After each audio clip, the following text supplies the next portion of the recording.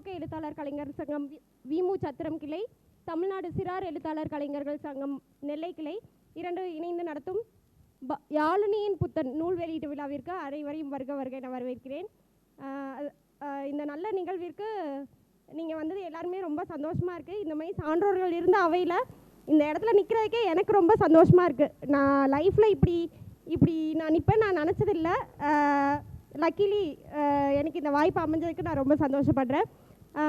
அதே மாதிரி இன்றைக்கி நம்ம வெளியிட போகிற நூல் வந்து ஒரு சிறார் இலக்கிய நூல். இன்றைக்கி அந்த அட்டைப்படமே எனக்கு ரொம்ப பிடிச்சிருந்துச்சு. அந்த அட்டைப்படத்தில் பார்த்தீங்கன்னா, அதாவது ஒவ்வொரு குழந்தையுமே புத்தன் தான். புத்தர்னு நம்ம யாரை சொல்லுவோம்? எந்த வித பொறாமை, கோபம், பேராசை, ஆசை எதுவுமே இல்லாதவங்கள தான் நம்ம புத்தர் சொல்லுவோம். அப்படி பார்த்தா இந்த அட்டைப்படத்துலேயே அதை அழகாக குறிப்பிட்டிருக்காங்க. எனக்கு அந்த ஓவியமே ரொம்ப பிடிச்சிருந்துச்சு. ஒவ்வொரு குழந்தையுமே புத்தன் தான் அப்படிங்கிறத அந்த ஓவியத்துலேருந்தே நம்ம தெரிஞ்சுக்கலாம். அதே மாதிரி அந்த குழந்தைகள் வந்து ஒரு நல்ல தளம் இல்லாமல் தத்தளிக்கிறதையும் இந்த ஓவியத்தில் பார்த்தா தெரியும்.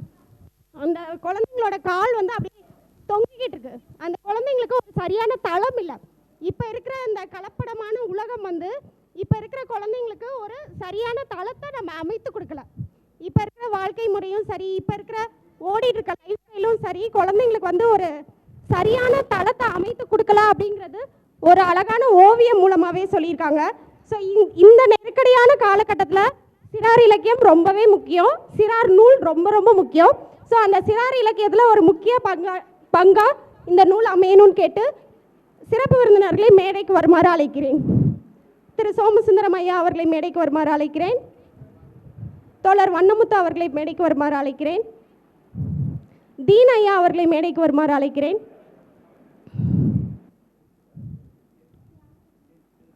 சேதுராமகிருஷ்ணன் சார் அவர்களை மேடைக்கு வருமாறு அழைக்கிறேன். இளம்பிறை அம்மா அவர்களை மேடைக்கு வருமாறு அழைக்கிறேன். இந்த நல்ல நிகழ்விற்கு தலைமையுரையாற்ற திரு சேதுராமகிருஷ்ணன் ஐயா அவர்களை வேண்டிக் கொள்கிறேன்.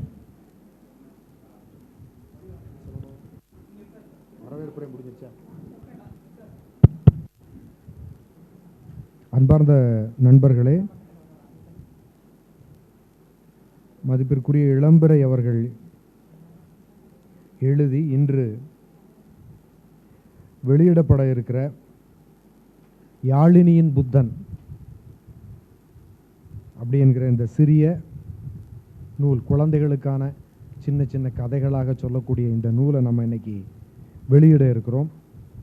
இந்த நூல் வெளியீட்டு நிகழ்ச்சிக்கு திருமதி பார்வதி முத்தமிழ் வந்திருக்காங்க. கதை சொல்லிகளாக குழலி, இளம் பேச்சாளர் காயத்ரி, தன்யா பாரதி எல்லாம் வந்திருக்காங்க. அவங்களையெல்லாம் அன்போடு வரவேற்கிறோம். இந்த நூல் வெளியீட்டு அதனுடைய வாழ்த்துறை வழங்கும் முகமாக பேராசிரியர் சோமசுந்தரம் அவர்கள் வந்திருக்கிறாங்க. எழுத்தாளர் வண்ணமுத்து அவங்க வந்திருக்காங்க. நூலை வெளியிட்டு ஒரு உரையாற்ற நமக்கு மதிப்பிற்குரிய நாவலாசிரியர், அன்புக்குரிய நண்பர் எம் தீன் அவர்கள் வந்திருக்கிறாங்க. இந்த நிகழ்ச்சியில் கலந்து கொள்ள வெவ்வேறு அமைப்புகளிலிருந்து தோழர்கள், நண்பர்கள் நிறைய வந்திருக்கீங்க.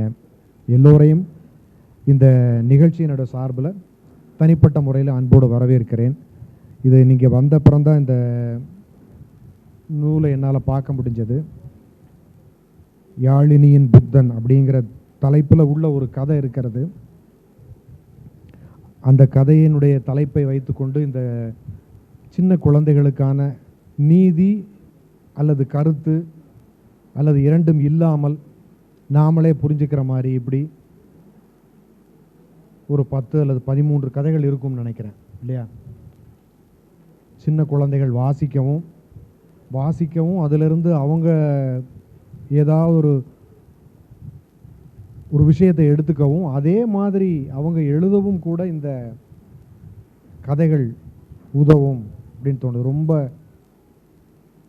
கஷ்டப்பட்டுலாம் யோசிக்காமல் எளிமையாக சின்ன குழந்தைகள் கூட பார்க்குற விஷயத்திலிருந்து அம்மா வந்து அந்த கதைகளை தேர்ந்தெடுத்திருக்கிறாங்க. குழந்தைகள் படிக்கிறது, குழந்தைகள் படித்து அதை கதையாக சொல்கிறது, அல்லது அந்த குழந்தைகளே இது போன்ற கதைகளை எழுதுவதற்கும் இந்த சின்ன நூல் ரொம்ப உதவியாக இருக்கும் அப்படின்னு ஃபஸ்ட் இன்ஃபரன்ஸாக எனக்கு தோணுது. அது போக ஒரு 55 வயசுக்கு மேலே இருக்கிறவங்க சின்ன குழந்தைகளுக்காக எழுதணும்னு நினச்சா எப்படி எழுதணும் அப்படின்னு அதை கூட சொல்லி கொடுக்கறதாகவும் இந்த கதை இருந்தது. இளம் வயதில் இருக்கிற சின்ன குழந்தைகளுக்கு ரொம்ப கனமான நீதிகளை எல்லாம் சொல்கிறதுக்கு முயற்சி பண்ணாமல் அவங்க பார்க்குற காக்கா, அவங்க பார்க்குற நரியை பார்க்க முடியாது, ஒரு காக்கா, ஒரு ஆந்தை, இரவில் பார்க்கக்கூடிய ஆந்தை, வீட்டில் வேலை செய்யக்கூடிய ஒரு ஆயா, வீட்டு ரோடெல்லாம் பெருக்கிட்டு இருக்கிற ஒரு ஆள், இப்படியெல்லாம் நம்ம குழந்தைகளை ஸ்கூட்டியில் முன்னால் வச்சு கூட்டு போயிட்டு இருக்கிறப்போ பார்த்துக்கிட்டே இருக்கோம். நாம் பார்க்குறோமோ இல்லையோ குழந்தைகள் கவனிச்சுக்கிட்டே இருக்குது. ஒரு ஒரு ஒரு வாக்கியம் சொல்லுவாங்க, சில்ட்ரன் நெவர் லிசன், தே அப்சர்வ் அப்படிம்பாங்க. அவங்க நம்ம சொல்கிறத கேட்கணுன்னு தான் நம்ம ரொம்ப முயற்சி பண்ணுறோம். பெற்றோர்களாக பேரண்டிங்கில் நமக்கு தெரியாமலே மரபு ரீதியாக வந்த ஒரு விஷயம் வந்து என்னென்னா, நாம் சொல்கிறதையெல்லாம் குழந்தைகள் கேட்டணும் அப்படின்னு நம்ம நினைக்கிறோம். நாம் அப்படி இருந்தோமா அப்படிங்கிறதையெல்லாம் சுத்தமாக மறந்து போயிட்டு நாம் பேரண்ட்டாக ஆன உடனே நம்ம எல்லாம் குழந்தைகள் சொன்னதை கேட்கணும்னு நினைக்கிறோம். ஆனால் குழந்தைகள் நம்மளை நல்லா அப்சர்வ் பண்ணுது அப்படிங்கிறத மறந்துடுறோம். ரெட் சிக்னல் போட்டால் வண்டி நிற்கணுங்கிறத அந்த குழந்தை 4ஆம் கிளாஸ் பாட புத்தகத்தில் படிக்குது. ஆனால் அப்பாவோட ஸ்கூட்டியில் போகிறப்போ அப்பா நிற்கிறது இல்லை அப்படின்னா அந்த குழந்தை எதை கற்றுக்கும்? அப்படிங்கிற மாதிரியான அபாயங்கள்லாம் குழந்தை வளர்ப்பில் இருக்குது. அப்போது நாம் என்ன சொல்கிறோமோ அதை செய்பவர்களாக குழந்தைகள் நம்மளை நம்புது. அப்படிங்கிறப்போ கூடுதலான பொறுப்பு இந்த சமூகத்துக்கு நமக்கு இருக்குது. அதனால தான் குழந்தைகளை நம்ம அட்ரஸ் பண்ணுறோம். குழந்தைகளுக்கு எழுதுறது அப்படிங்கிறது இப்போ கொஞ்சம் தமிழ்நாட்டில் கொஞ்சம் தீவிரமாக வர ஆரம்பிச்சிருக்குன்னு நினைக்கிறேன். அதனால தான் சிறார் இலக்கிய சங்கம் அப்படிலாம் வச்சு நம்ம அதை ப்ரமோட் பண்ணுறோம். குழந்தைகளை ஃப்ரீயாக பேசுகிறதுக்கு, எழுதுறதுக்கு, பாடுறதுக்கு, ஆடுறதுக்கு, கதை சொல்கிறதுக்கு நம்ம விடுறதுக்கான ஒரு தளத்தை இந்த அமைப்புகள் ஏற்படுத்துது. தமிழ்நாடு முழுக்க நிறைய கதை சொல்லிகள், சீரியஸ் இன் த சென்ஸ் தீவிரமாக கதை சொல்லிகள் குழந்தைகளுக்கு உருவாகியிருக்காங்க, வளர்ந்து வர்றாங்க. பெரியவங்களுக்கும் அப்படி ஒரு பிரஜை இப்போ தான் வந்திருக்கு. யாருக்கோ நாவல்களையும் சிறுகதைகளையும் குறுநாவல்களையும் எழுதிட்டு இருக்கிற அதே சமயத்தில் நம்ம குழந்தைகளுக்கும் எழுதணும் போல இருக்கே அப்படிங்கிற மாதிரியான ஒரு தேவையை ஏற்படுத்திக்கிற ஒரு சமூகமாகவும் நம்ம மாறிட்டு இருக்கோங்கிறது ரொம்ப ஆரோக்கியமான விஷயம். அவங்க அம்மா வந்து இது நான் இப்போ தான் பார்க்குறேன், இது அவங்களுடைய 7வது புத்தகமா அல்லது திருவாசகம் குறித்தும் அவங்க எழுதியிருக்காங்களா, சொற்களின் சதுராட்டமும் அவங்க எழுதுனது அப்படின்லாம் எனக்கு இப்போ தான் தெரியுது. ஒரு ஒரு எல்லா தளங்கள்லையும் அது என்னது ஜேனரா, GENRE, அது எப்படி சொல்லணும், புலம், புலம்னு சொல்லிடுவோம். அந்த புலத்தில் பல்வேறு புலங்களில் எழுதக்கூடிய ஒரு அம்மாவாக நம்ம பக்கத்திலே ரொம்ப எளிமையாக அவங்க உட்கார்ந்துருக்காங்க அப்படின்னு நினைக்கிறப்போ ரொம்ப பெருமையாகவும் மகிழ்ச்சியாகவும் இருக்குது. இப்படிப்பட்ட ஒரு நிகழ்ச்சிக்கு வந்திருக்கிற உங்கள் ஒவ்வொருவரையும் தலைமையேற்றிருக்கிற ஒரு பொறுப்பிலிருந்து வரவேற்கிறேன். நன்றி. சார் அழகாக சொன்னார். குழந்தைகள் வந்து they never listen, they only அப்சர்வ்னு. புத்தகத்தில் இருக்கிற ஒரு பெரிய அட்வான்டேஜ் என்னன்னு பார்த்தீங்கன்னா அதாவது பெரியவங்க நாங்கள் உங்களை கைட் பண்ணுவோம், ஆனால் நாங்கள் சொல்கிறத நீங்கள் கேட்கலன்னா கோவப்படுவோம். நாங்கள் சொல்கிறத நீங்கள் கேட்கணும்னு சில நேரம் கட்டாயம் கூட படுத்துவோம்.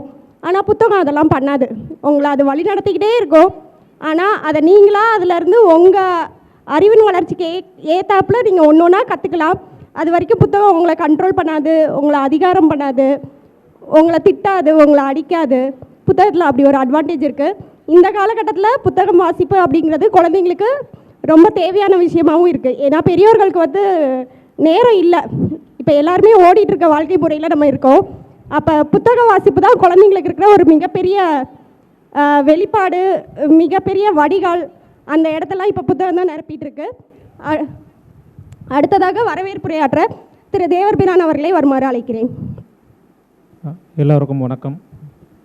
யாழினியின் புத்தன் தனிப்பட்ட முறையில் எனக்கு ரொம்ப நெருக்கமான பேருன்னே சொல்லலாம். யாழினி என்னோட பெரிய பொண்ணோட பேர். புத்தன் பெரும்பாலும் எனக்கு அந்த புத்தர் மேலே ஏதோ ஒரு இனம் புரியாத ஒரு ஈடுபாடு உண்டு. என்னோடய காரில் கூட முன்னாடி ஒரு புத்தர் சிலையை சின்னதாக கார் டேஷ்போர்டில் வச்சுருப்பேன். அது ஒரு இனம் புரியாத ஒரு ஈடுபாடு. எதனால் நம்ம ஒன்றும் பெருசாக நான் அப்படி தியானம் பண்ணுறது அந்த மாதிரியான ஒரு நபரும் கிடையாது.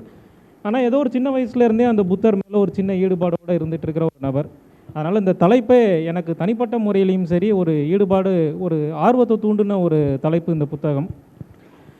இந்த புத்தக வெளியீட்டுக்கு வருகை தந்து இருக்கும் சான்றோர்கள், ஆன்றோர்கள் எல்லாரையுமே வருக வருக என வரவேற்கிறேன். சிலர் பேர் எனக்கு தெரியும், சிலர் பேர் எனக்கு தெரியாது. தனிப்பட்ட முறையில் அறிமுகம் இருக்கும். அதனால் யார் பேரையும் விடுபற்றக்கூடாதுங்கனால தனிப்பட்ட முறையில் ஒவ்வொரு பேரையும் சொல்லாமல் எல்லாரையுமே வருக வருக என வரவேற்கிறேன். இது சிறார் சங்கம் தாமுஏகசா இணைந்து நடத்தும் ஒரு புத்தக வெளியீடுனாலும் நூலாசிரியர் என்னோட அம்மா அப்படிங்கிறதுல இன்னும் கொஞ்சம் கூடுதல் ஒரு மகிழ்ச்சி எனக்கு. மீண்டும் எல்லோரையும் வருக வருக என வரவேற்று வாய்ப்புக்கு நன்றி கூறி விடைபெறுகிறேன். புத்தகம் என்ன செய்யும் அப்படிங்கிறதுக்கு எடுத்துக்காட்டாக எங்கள் குடும்பம் இருக்குன்னு நினைக்கிறேன். ஏன்னா மாமியார் புத்தகம் எழுத, மருமகள் அதை உரையாற்ற ஒரு குடும்ப நிகழ்வாக இது மாறிடுச்சு. பேத்தியோட பேர், புத்தகத்தின் தலைப்பு, அதை பெற்றுக்கொள்கிறதுக்கு இன்னொரு பேத்தி, இந்த மாதிரி நிகழ்வுகள் வந்து ஒரு குடும்ப நிகழ்வாக அமைகிறது ஒரு நல்ல முன்னேற்றம் தான் நான் ஃபீல் பண்ணுறேன். அது ரொம்ப சந்தோஷமாகவும் நெகிழ்ச்சியாகவும் இருக்குது. அடுத்ததாக இந்த நிகழ்ச்சியின் மைய நிகழ்வான புத்தக வெளியீடு. தற்போது நூலை வெளியிட தீன் ஐயா அவர்களை அழைக்கிறேன். நூலை பெற்றுக்கொள்ள இங்கிருக்கும் சிறுமி காயத்ரி, தன்யபாரதி, குழலி, யாழினி, இளம்பிறை அனைவரும் மேடைக்கு வருமாறு அன்போடு கேட்டுக்கொள்கிறேன்.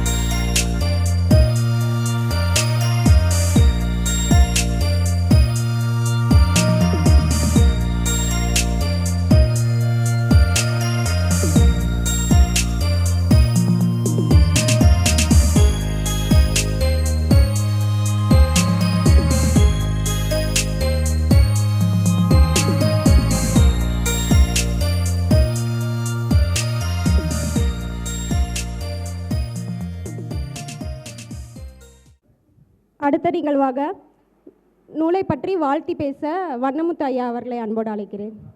அனைவருக்கும் வணக்கம். இந்த மாதம் பிறந்ததுக்கப்புறம் தொடர்ச்சியான நிகழ்வு, தொடர்ச்சியாக நம்ம நிகழ்ச்சி நடத்திக்கிட்டே இருக்கோம். ஒரு நல்ல அம்சம்தான். ஆனாலும் தொடர்ச்சியாக வர்றதில்லையும் கொஞ்சம் சிரமம் இருக்குது அப்படிங்கிறதையும் நம்ம பார்க்க வேண்டியது இருக்குது. இருந்தாலும் பரவாயில்ல, நம்ம அழைச்சதுக்கு குறைவில்லாமல் எல்லோரும் வந்திருக்காங்க. இந்த நிகழ்வுக்கு தலைமையேற்று நடத்தி தந்த தமிழ்நாடு முற்போக்கு எழுத்தாளர் கலைஞர் சங்கத்தினுடைய மாவட்ட தலைவர் அன்புக்கினிய தோழர் சேது ராமகிருஷ்ணன் அவர்களுக்கும், புத்தகத்தை வெளியிட்டு அமர்ந்திருக்கக்கூடிய என் பாசத்துக்குரிய சகோதரர் அன்புக்கினிய தோழர் எம்எம் தீன் அவர்களுக்கும், அதை பெற்றுக்கொண்ட சிறுமி அவர்களுக்கும், இங்கே பங்கேற்றிருக்கக்கூடிய அனைவருக்கும் தமிழ்நாடு முற்போக்கு எழுத்தாளர் கலைஞர் சங்கம் சார்பாக வாழ்த்துக்களையும் வணக்கத்தையும் தெரிவித்துக் கொள்கிறேன். புத்தகத்தை நான் இப்போ தான் பார்த்தேன்.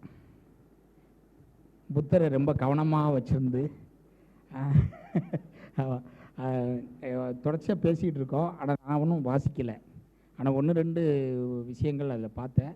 புத்தக வடிவமைப்பு ஒரு நல்ல ஒரு கிரீட்டிங்ஸ் மாதிரி இருக்குது, கிரீட்டிங்ஸ் கார்டு மாதிரி இருக்குது. முதல்ல அந்த வடிவமைத்தவங்களுக்கு பாராட்டுக்களை நான் தெரிவிக்க கடமைப்பட்டிருக்கேன். அதுபோல் இந்த ஓவியம் மிக சிறப்பு. உள்ளுள்ள ஓவியம், அட்டைப்படத்தில் உள்ள ஓவியம் ரொம்ப அருமையாக இருக்குது. அதனால் அது நேற்றைக்கு எல்லா பக்கமும் நம்ம பேசினோம். இருந்தாலும் கூட இதில் இந்த புத்தகத்தினுடைய அந்த சைஸ் இருக்குல்ல, வழக்கமாக ஒரு புத்தகம்னா ஒரு சைஸ் உண்டு. ஆனால் இது அதற்கு மாறாக ஒரு செவ்வகமும் இல்லாமல் ஒரு சதுரமாகவும் இல்லாத மாதிரி ஒரு வடிவத்தில் கொண்டு ஒரு அதுக்கு ஒரு பாராட்டுக்களை நான் தெரிவித்துக் கொள்கிறேன். ஆமாம், நல்லா தட்டுங்களேன், கை தட்டலாம். ஆமாம், இருக்கிற 10 பேர் நல்லா தட்டினா தான் சத்தம் கேட்கும். அதனால் அது பார்த்து இதில் பண்ணப்பட்டிருக்குது அப்படிங்கிறது தான். அதை விட என்னென்னா ஒவ்வொரு பக்கத்திற்கும் இப்போ பிரட்டி பார்க்கும்போது தான் பார்த்தேன், ஒரு படம், அதை சார்ந்து ஒரு செய்தி அப்படிங்கிறது மிக முக்கியமாக இருக்குது. அது குழந்தைகளை ரொம்ப ஈர்க்கக்கூடிய செய்தியாக நான் பார்க்குறேன். குழந்தைகளுக்கு படம் காமிச்சு நம்ம கதை சொல்வது என்பது தான் தொடர்ச்சியாக உள்ள விஷயம் என்பது நம்ம பார்க்குறோம். எனவே வந்து நம்ம இப்போ இந்த ஆண்டு 1ஆம் தேதி நம்ம இந்த 2026 வரவேற்கும் விதமாக நம்மளுடைய நிகழ்ச்சி நடத்தும்போது அங்கே வந்திருந்த குழந்தைகள் எல்லாம் அழகாக கதை சொன்னாங்க. இங்கே வந்திருந்த எல்லோரும் நிறைய பேர் வந்திருந்தாங்க. ரொம்ப அந்த கதையை எல்லாம் இயல்பாகவே அவங்க சொன்னாங்க.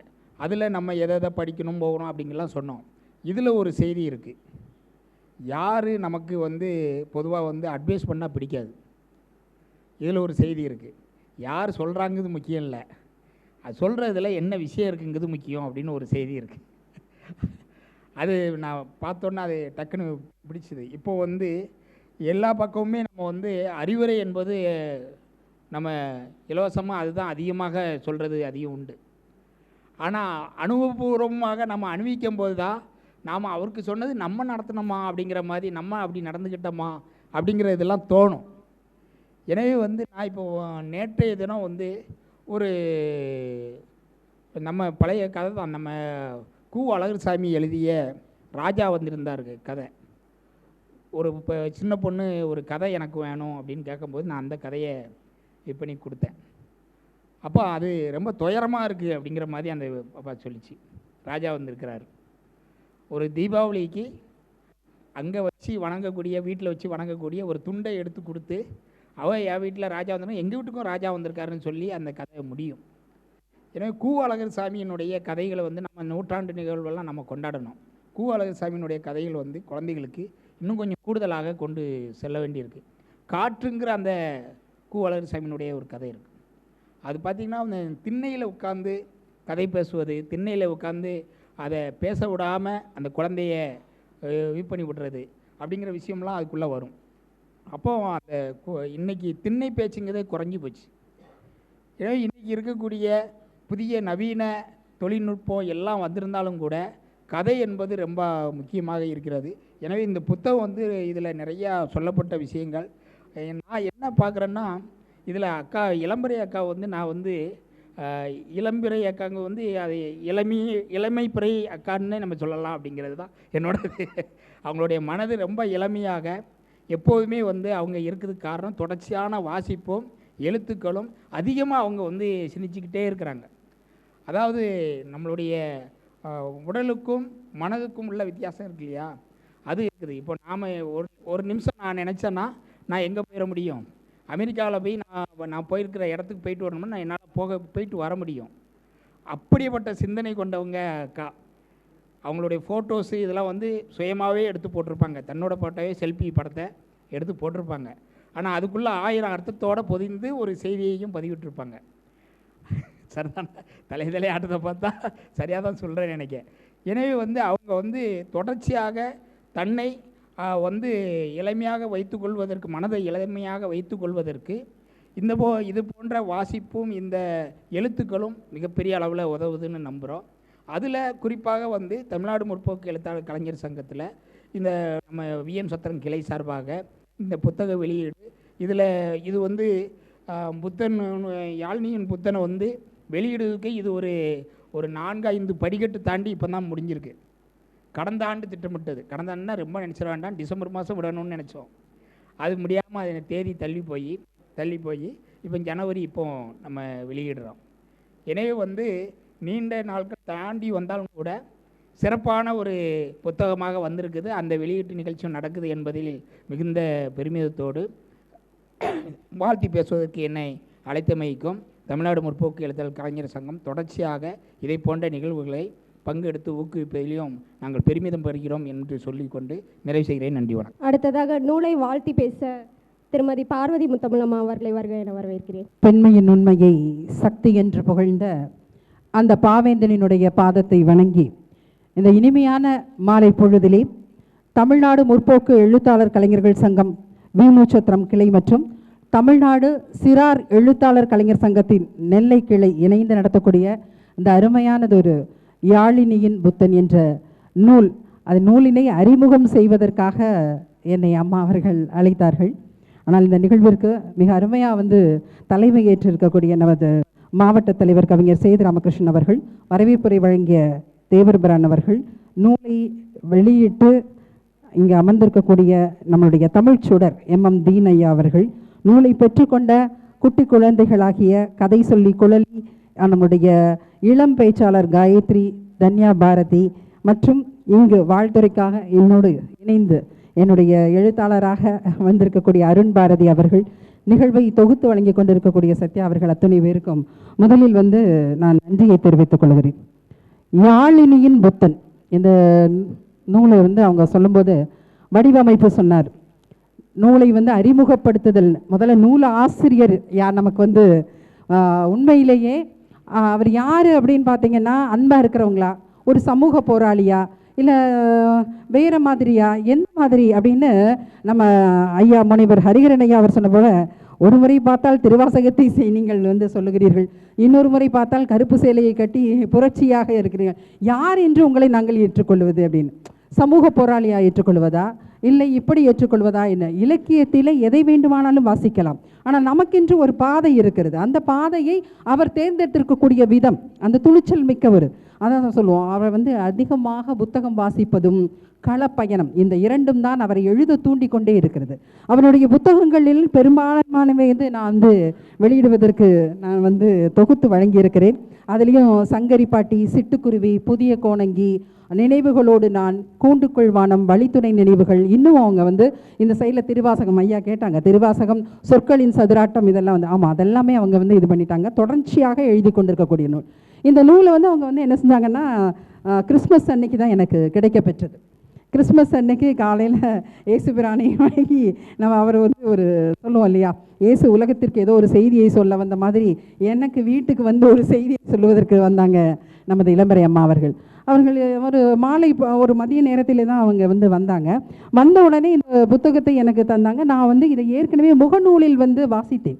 அவர்கள் வந்து இந்த மாதிரியான ஒரு நூலினை வெளியிட இருப்பதாக நான் அதை வாசித்தேன். வாசித்த பொழுது அதை நான் யாழினி எழுதியிருப்பதாகவும், அந்த குழந்தையினுடைய எழுத்து நடையினையோ இல்லை எழுத்தையோ நாம் வந்து நிச்சயமாக ஆதரிக்க வேண்டும், அவர்களை வந்து நம்ம என்ன செய்யணும், வளர்க்க வேண்டும் அப்படின்னு ஒரு எண்ணத்தோடு யாழினியை தான் நான் வாழ்த்தி இருந்தேன்.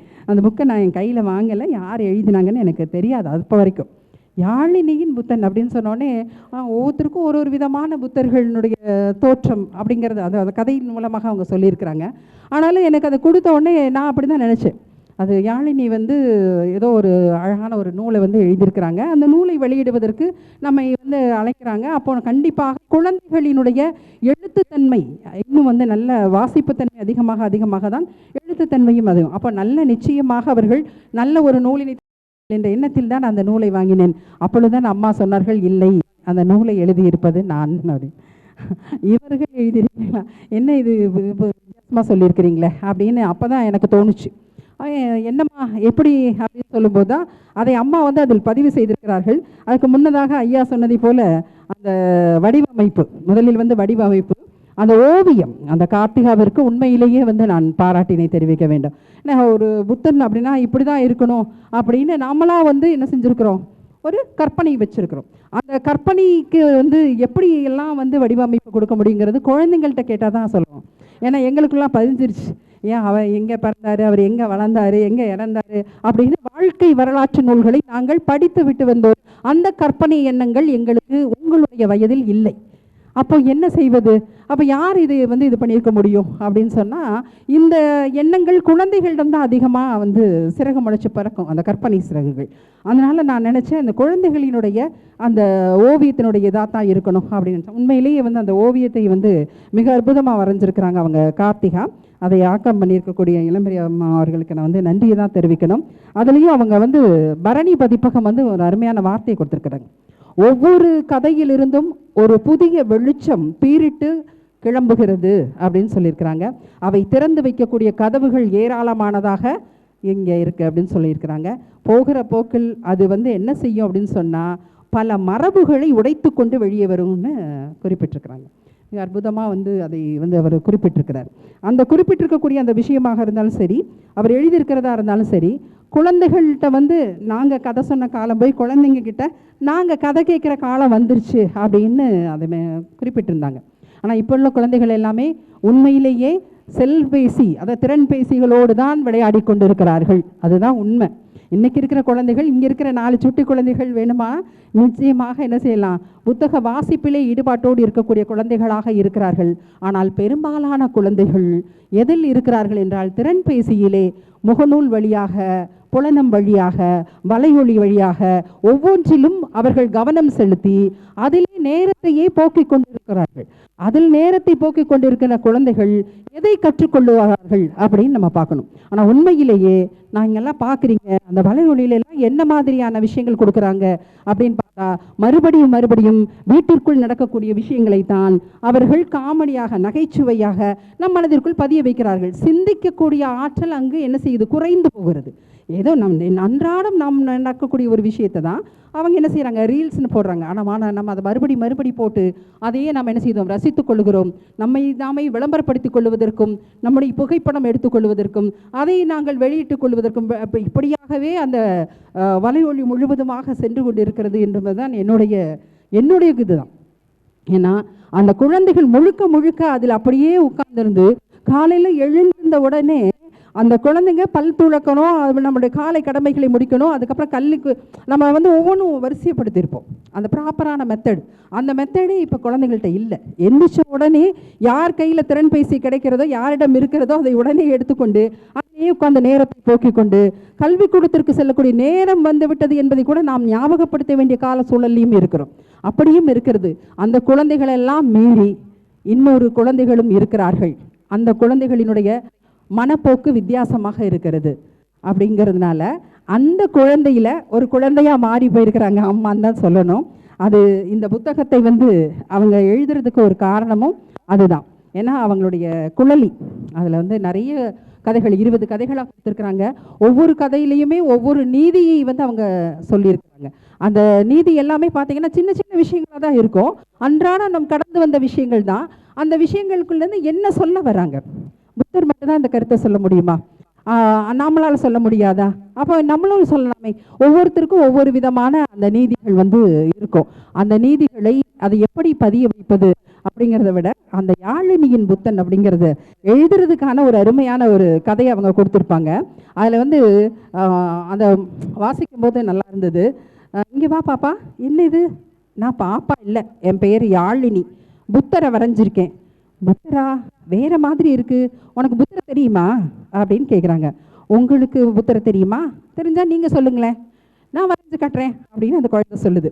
இதோ பாரு, இவர் தான் புத்தர், தெரியுதா யாழினி அப்படின்னு அவங்க.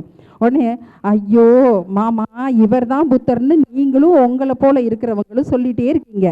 உண்மையான புத்தரை நீங்கள் பார்த்துருக்கீங்களா மாமா? உண்மையான புத்தரை நீங்கள் பார்த்துருக்கீங்களா மாமா? உங்களுக்கு சொல்லி கொடுத்துருக்காங்களா அப்படின்னு ஒரு கேள்வி அந்த பொண்ணு வைக்குது. அப்போது அந்த இடத்துல நமக்கு தோணுது, உண்மையான புத்தர், உண்மையிலே இது வரைக்கும் நம்ம யாருக்கும் தோணாத ஒரு விஷயம், உண்மையிலே புத்தர் எப்படி இருப்பார், இப்படி தான் இருப்பாரா அப்படின்னு நமக்கு யோசிக்க தோணும். எல்லாருக்குமே தெரிஞ்சிருக்கும். அப்படி தானே, ஒரு எல்லா முடியையும் அப்படி தூக்கி மேலே வச்சு ஒரு அழகாக வந்து நிர்வாண நிலையில் இருக்கக்கூடிய ஒரு புத்தரை தான் நம்ம வந்து என்ன செய்வோம், இது பண்ணுவோம். ஆனால் கிழக்கு நாடுகளெல்லாம் குண்டாக இருக்கக்கூடிய ஒரு புத்தரை தான் வந்து என்ன செய்வாங்களாம், அவர் வந்து மகிழ்ச்சியாக இருக்கிறாராம். மகிழ்ச்சியாக இருந்தால் நம்ம எப்படி இப்போ குண்டாக இருப்போம், ஆன்டி மாதிரி நினச்சிக்கோங்க, சரியா? அதனால் மகிழ்ச்சியாக இருந்தால் அந்த புத்தர் எப்படி இருப்பாராம், குண்டாக இருப்பது போன்று வடிவமைத்திருக்கிறார்கள் கிழக்கு நாடுகளிலே. ஆனால் இங்கே வந்து நம்ம வந்து ஒல்லியாக இருக்கிற மாதிரியான புத்தர் தான் உண்மையான புத்தர் அப்படின்னு சொல்கிறாங்க. அப்போது புத்தரை பற்றிய பல விஷயங்களை தோன்றதுக்கு இந்த கதை எனக்கு காரணமாக இருந்தது. ஏன்னா புத்தர் வந்து எங்கே பிறந்தாரு, எங்கே வளர்ந்தாரு, அவர் எத்தனை வருஷங்களுக்கு பிறகு அந்த வாழ்க்கையினுடைய நிலைக்கு வந்து என்ன செஞ்சார், அந்த அரச வாழ்க்கையை விட்டு வேறொரு வாழ்க்கைக்கு அவர் துறவியாகுவதற்கான செல்லக்கூடிய அந்த வாழ்க்கையை தேர்ந்தெடுத்தது எப்படி, அப்புறம் எங்கே வந்து அவர் வந்து முக்தி அடைந்தார் அப்படிங்கிறது மட்டும்தான் நம்ம வந்து வாழ்க்கையில் படிச்சிருப்போம். இன்றைக்கி கூட நீங்கள் படிச்சிருப்பீங்கன்னு நினைக்கிறேன். புதுடெல்லியில் வந்து புத்தரினுடைய கண்காட்சி நம்ம பிரதமர் அவர்கள் மோடி அவர்கள் புத்தரினுடைய அருங்காட்சியகத்தில் புத்தரை என்ன செஞ்சுருக்காங்க, காட்சிப்படுத்தியிருக்கிறாங்க. அந்த ஒரு நிகழ்வு இன்றைக்கி தான் இது பண்ணியிருக்காங்க. செய்தியாக இருக்குது. நேற்று பார்த்தோம், எல்லாமே அப்படித்தான் இருக்குது. நேற்று பார்த்தது தான் இன்றைக்கி பேப்பரில் வாசிக்கவே முடிய மாட்டேங்குது. ஏன்னா எல்லாமே இதெல்லாம் பார்த்ததுங்கன்னு கடந்து போயிட்டே தான் இருக்கிறோம். அப்படி பார்த்துட்டு கடந்து போக முடியாத ஒரு விஷயத்தை தான் அந்த நூல் தந்திருக்குன்னு தான் சொல்லணும். ஏன்னா ஏன் அந்த புத்தரை வந்து நம்ம இப்படி பார்க்குறோம், ஏன் அந்த பொண்ணுக்கு அவங்களுக்கு அப்படி தோணுச்சு அப்படின்னு சொன்னதுக்கு அதுக்கு கீழே ஒன்று கொடுத்துருக்காங்க. திருவள்ளுவர் அங்கேயும் யோசிக்க வைக்கிறாங்க. திருவள்ளுவர் யாரு, திருவள்ளுவருங்கிறது இப்படி தான் இருந்தாரா, உனக்கு தெரியுமா அப்படின்னு ஒரு கேள்வியை வச்சு திருவள்ளுவருங்கிற அந்த உண்மையான உருவத்துக்கு யார் வடிவமைப்பு கொடுத்தான்னு அந்த குழந்தை வந்து அவங்களுக்கு சொல்கிற மாதிரி அந்த கதையை வந்து அவங்க எழுதியிருப்பாங்க. அந்த வேணு சர்மா அவர்கள் வந்து என்ன செஞ்சிருப்பாங்கன்னா, அந்த அழகான அந்த ஓவியர், அவர் சிறந்த ஓவியர், அந்த ஓவியர் தான் 40 ஆண்டுகளாக அவர் அதற்காகவே என்ன செய்தார், உழைத்து அந்த திருவள்ளுவரினுடைய வடிவத்தை வந்து அவர் கொடுத்தார். 40 ஆண்டுகள் உழைச்சிருக்கிறாரு அந்த வடிவத்தை கொடுப்பதற்கு. அதை யாரெல்லாம் ஏற்றுக்கொண்டார்கள் பிறகு அப்படின்னா பாரதிதாசனை மட்டும் நம்ம சொல்லியிருக்கிறோம். ஆனால் ஜீவா அவர்கள், தோழர் ஜீவா அவர்கள்ல இருந்து ஆரம்பித்து கலைஞர் அவர்கள்ல இருந்து நம்மளுடைய கிருபானந்த வாரியார்லேருந்து முக்கியமான தமிழ் ஆர்வலர்கள் அத்துணை பேரும், சமூக போராளிகள் அத்துணை பேரும் அதை ஏற்றுக்கொண்டு அந்த 40 ஆண்டுகளுக்கு பிறகுதான் அந்த வடிவத்தை அவர்கள் ஏற்றுக்கொண்டார்களாம். அதுதான் நாம் இப்பொழுது பார்க்கக்கூடிய திருவள்ளுவர் அப்படிங்கக்கூடிய ஒரு விஷயத்தை எங்கிருந்து தோண்டி எங்கெல்லாம் எங்களை எடுத்துட்டு வர வச்சிருக்கீங்க அப்படின்னு அம்மாவுக்கு தான் வந்து உண்மையிலே வந்து என்ன செய்யணும், அதை நன்றி சொல்லணும். அப்போ அந்த யாழினியினுடைய புத்தன் வந்து எப்படி இருக்கிறார், இதே போன்று குழந்தைகளினுடைய கற்பனை சிறகு என்று இருக்கிறது. அந்த கற்பனை சிறகுல வந்து நம்ம என்ன வேணாலும் என்ன செய்யலாம், வடிவமைத்துக்கலாம். அவங்க நினைச்சாங்கன்னா என்ன செய்வாரு, அசோகருக்கு மகுடம் சூட்டவும் முடியும், அவர்களை கீழே போட்டு தள்ளவும் முடியும். அது குழந்தைங்க கையில தான் இருக்கு அப்படின்னு சொல்லுவாங்க. ஸோ குழந்தைங்க வந்து நினைச்சாங்கன்னா ஒரு ராஜ்யத்தை உருவாக்குறதுக்கு அவங்க கையில அந்த ஆளுமைத்தன்மை இருக்கிறது, ஒரு ராஜ்யத்தை கீழே தள்ளுவதற்கான எழுத்துவன்மையும் அவர்களிடம் இருக்கிறது. இந்த 2 விஷயமே இருக்கு. அப்போ குழந்தைங்களை எப்படி பார்க்கறது, இப்படி ஒரு பக்கம் இருக்கிறாங்க குழந்தைங்க, எல்லாத்தையும் என்ன செய்யறோம், புதைச்சிட்டு ஒரு புலனத்தின் வழியாக, முகநூல் வழியாக, வலையொலி வழியாக அப்படியே உட்கார்ந்திருந்து தன்னுடைய நேரத்தை போக்கக்கூடிய குழந்தைகளும் இருக்கிறார்கள். இப்படியாக கதையை கேட்டு எங்களை குழந்தைகளாக மாற்றி நாங்களே ஒரு குழந்தைகளுக்கான புத்தகத்தை எழுத வைக்கக்கூடிய குழந்தைகளும் இருக்கிறார்கள் என்பதை மிக அருமையாக இந்த புத்தகத்தின் வழியை அவர் சொல்லியிருக்கிறாங்க. இது மாதிரி நிறைய அவங்க வந்து சொல்லியிருக்காங்க. இதோட எல்லா கதைகளையும் நான் வந்து சொல்லிட்டேன்னு வச்சுக்கோங்களேன், யாரும் வாங்கி படிக்க மாட்டீங்க. தயவு செய்து வந்திருக்கக்கூடியவர்கள் 10 பேர்னு அண்ணா வந்து எழுத்தாளர் வண்ணமுத்தையா அவர்கள் சொன்னார்கள். ஆனால் 10 பேர் என்றாலும் ஒருவருக்கு சென்று செய்தி சென்றால் அது எங்களுக்கு கிடைத்த வெற்றி அப்படிங்கிறது தான் நூலாசிரியனுடைய எண்ணம். ஏன்னா 10 பேருமே படிக்கணும்னு அவசியம் கிடையாது. ஏதோ ஒரு கற்பனையில் பிறந்தது தான் இந்த யாழினியின் புத்தன் என்று சொன்னால் மற்றொரு கற்பனையில் வேறொரு நூல் பிறக்கும். அந்த நூலுக்கான படைப்பாக்கம் மிகுந்த ஒரு களமாக இந்த களம் அமையும் அப்படிங்கிறத நம்ம நினைக்கிறோம். அதில் நிறைய விஷயங்கள் அவங்க கொடுத்துருக்குறாங்க. அதுலேயும் சில கேள்விகள்லாம் இருக்குது. பார்த்தீங்கன்னா அந்த புத்தகத்தை வாங்கினா தெரியும், வாய் இருந்தும் பேசாத நண்பர் யார் அப்படின்னு ஒரு கேள்வி. வாய் இருந்தும் பேசாத நண்பர் யார், அது நீங்கள் படிங்க, படித்தா தெரியும். அதே மாதிரி கற்பகத்துக்கு பிடிச்ச ஒரு பரிசு கிடச்சிருக்கு.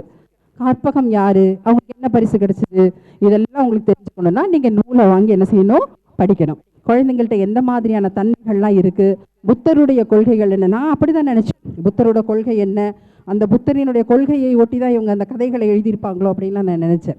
ஆனால் அதுக்கும் இதுக்கும் ரொம்ப வித்தியாசம். இந்த யாழினியின் புத்தனை ஒட்டி வளம் இடமாக பல விஷயங்களை தொட்டு அவர் சென்றிருக்கிறார். அன்றாடம் கடந்து போகக்கூடிய அந்த விஷயங்களை மிக தெளிவாக ஒரு சின்ன வரியிலே அந்த நீதியாக சொல்லி சென்றிருக்கிறார் நூலாசிரியர். இந்த மாதிரி நூல்கள் நிறைய வந்து நம்ம நிறைய சொல்லிகிட்டே போகலாம். நிறைய விஷயங்களை வந்து சொல்கிறதுக்காக இங்கே வந்து எடுத்துரைப்பதற்காக நூலை வெளியிட்டு எங்கள் அண்ணன் வந்து அப்போ இருந்து படிச்சு வழக்குரைஞர், அதனால் அவர்கிட்ட வழக்குரைக்கிறதுக்கு நாங்கள் வந்து தயாராக இல்லை. ஏன்னா அதை தாண்டி பேராசிரியர் நமது சுபசுந்தரம் ஐயா இருக்கிறார்கள், எனது சக நண்பர் நமது எழுத்தாளருமாகிய அருண் பாரதி இருக்கிறாரு, இன்னும் நிறைய பேர் இருக்கிறாங்க. ஏகப்பட்ட விஷயம். முதல் கதையிலேயே வந்து பார்த்தீங்கன்னா அந்த மகிழ்ச்சின்னு ஒரு அழகான ஒரு விஷயத்தோடு தான் அவங்க துவங்கி இருக்கிறாங்க. அந்த மகிழ்ச்சி வந்து எல்லாருக்கும் இருக்கணும், அதுதான் உண்மை. ஏன்னா அந்த குழந்தை காக்காய் கொண்டு போய் சாப்பாடு வைக்குது அப்படின்னு சொன்னால் அந்த சாப்பாடை வந்து அந்த காக்கா சாப்பிட்ருக்கணும். ஆனால் பெரியவங்களோட எண்ணம் எப்படி இருக்குது, காக்காய்க்கு தானே சாப்பிட்ட வச்சு, பூனை எடுத்துகிட்டு போச்சு இல்லை, அதை ஏன் நீ பார்த்துக்கிட்டே இருந்த, பூனை விரட்ட வேண்டியது தானே, இது பெரியவங்களுடைய எண்ணம். ஆனால் அது குழந்தை என்ன சொல்லுது, ஏம்மா அதுக்கும் நான் கொடுத்தேம்மா, அது எப்படி கொடுக்க முடியும், காக்காக்கு வச்சதான் பூனை எடுத்துகிட்டு போயிடுச்சு, அப்போ காக்கா என்ன சாப்பிட்டுச்சு, நீ எனக்கு தோசை கொடுத்தேல்ல, அந்த தோசை தான் நான் அதுக்கு கொடுத்தேன் அப்படின்னு சொல்லுது. அப்போ அவங்க மகிழ்ச்சி எது நீ கொடுக்கும்போது தடுக்கக்கூடாதுன்னு அவங்க அதுக்கு நீதியை வச்சுருந்தாங்க. இந்த மாதிரி நிறைய சொல்லிகிட்டே போகலாம். அந்த ஒவ்வொரு கதையிலும் வந்து அற்புதமான விஷயங்களை வந்து அவங்க வச்சுருக்காங்க. மகிழ்ச்சியாக இருந்தாலும் சரி, யோசனையாக இருந்தாலும் சரி, பாதுகாப்போமாக இருந்தாலும் சரி, காவல் காப்போமாக இருந்தாலும் சரி, எதுவாக இருந்தாலும் அந்த 20 கதைகளில் ஒவ்வொன்றிலும் ஒவ்வொரு நீதியை வந்து அவர் சொல்லிவிட்டு சென்றிருக்கிறார். குழந்தைகளும் வந்து என்ன செய்யணும், அதை படிக்கணும். படிக்கிறதுக்காக தான் நிறைய விஷயங்கள் வச்சுருக்கிறாங்க. குழந்தைங்க நீங்கள் வந்து எழுதணும், அதை தான் நாங்கள் விரும்புகிறோம்.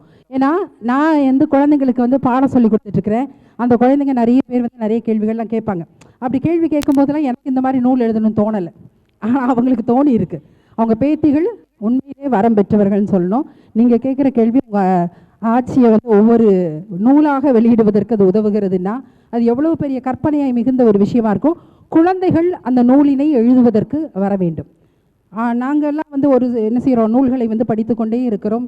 ஆனால் குழந்தைகளினுடைய கற்பனையில் மிகப்பெரிய என்ன செய்யலாம், கற்பனை வந்து பெருகும். இன்னும் சொல்லுவதற்கான ஆற்றல் மிகுந்த ஆண்டோர்கள் சான்றோர்கள்லாம் இருக்கிறார்கள்.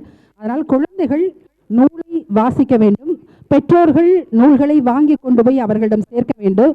அப்படி வாங்கும்போது அந்த குழந்தைகளை இந்த மாதிரி கதைகளை எழுதுவதற்கும் கதைகளை சொல்லுவதற்கும் நாம் என்ன செய்ய வேண்டும், பழக்கப்படுத்த வேண்டும். கேட்க பழக்கப்படுத்த வேண்டும். அவர்களை எழுதுவதற்கும் ஊக்குவிக்க வேண்டும். இந்த 3 விஷயத்தையும் செஞ்சால் இன்னொரு யாழினியின் புத்தன் மாதிரி வேறொரு புத்தரும் நமக்கு கிடைப்பார். அந்த புத்தர்களோடு புத்தர்களாக சண்டை போட விட்டு யார் அந்த புத்தர் என்று மீண்டும் நாம் ஒரு கேள்வியை எழுப்பி அந்த புத்தருக்கான ஒரு உண்மையான வடிவத்தை நாம் அறிவிப்பதற்கு முயற்சி பண்ணுவோம். ஏன்னா இதுதான் உண்மையான புத்தரா அப்படின்னு நம்மளால் என்ன செய்ய முடியல, இப்போ வரைக்கும் சொல்ல முடியல. புத்தரை பற்றி யாருக்கெல்லாம் தெரியும்? குட்டீஸ், நீங்கள் 4 பேர் இருக்கீங்கல்ல, உங்களை தான் தன்ய பாரதி, காயத்ரி, குழலி, யாழினி. புத்தரை பற்றி நீங்கள் என்ன தெரிஞ்சுக்கிட்டீங்க? உங்களுக்கு என்ன தெரியும்?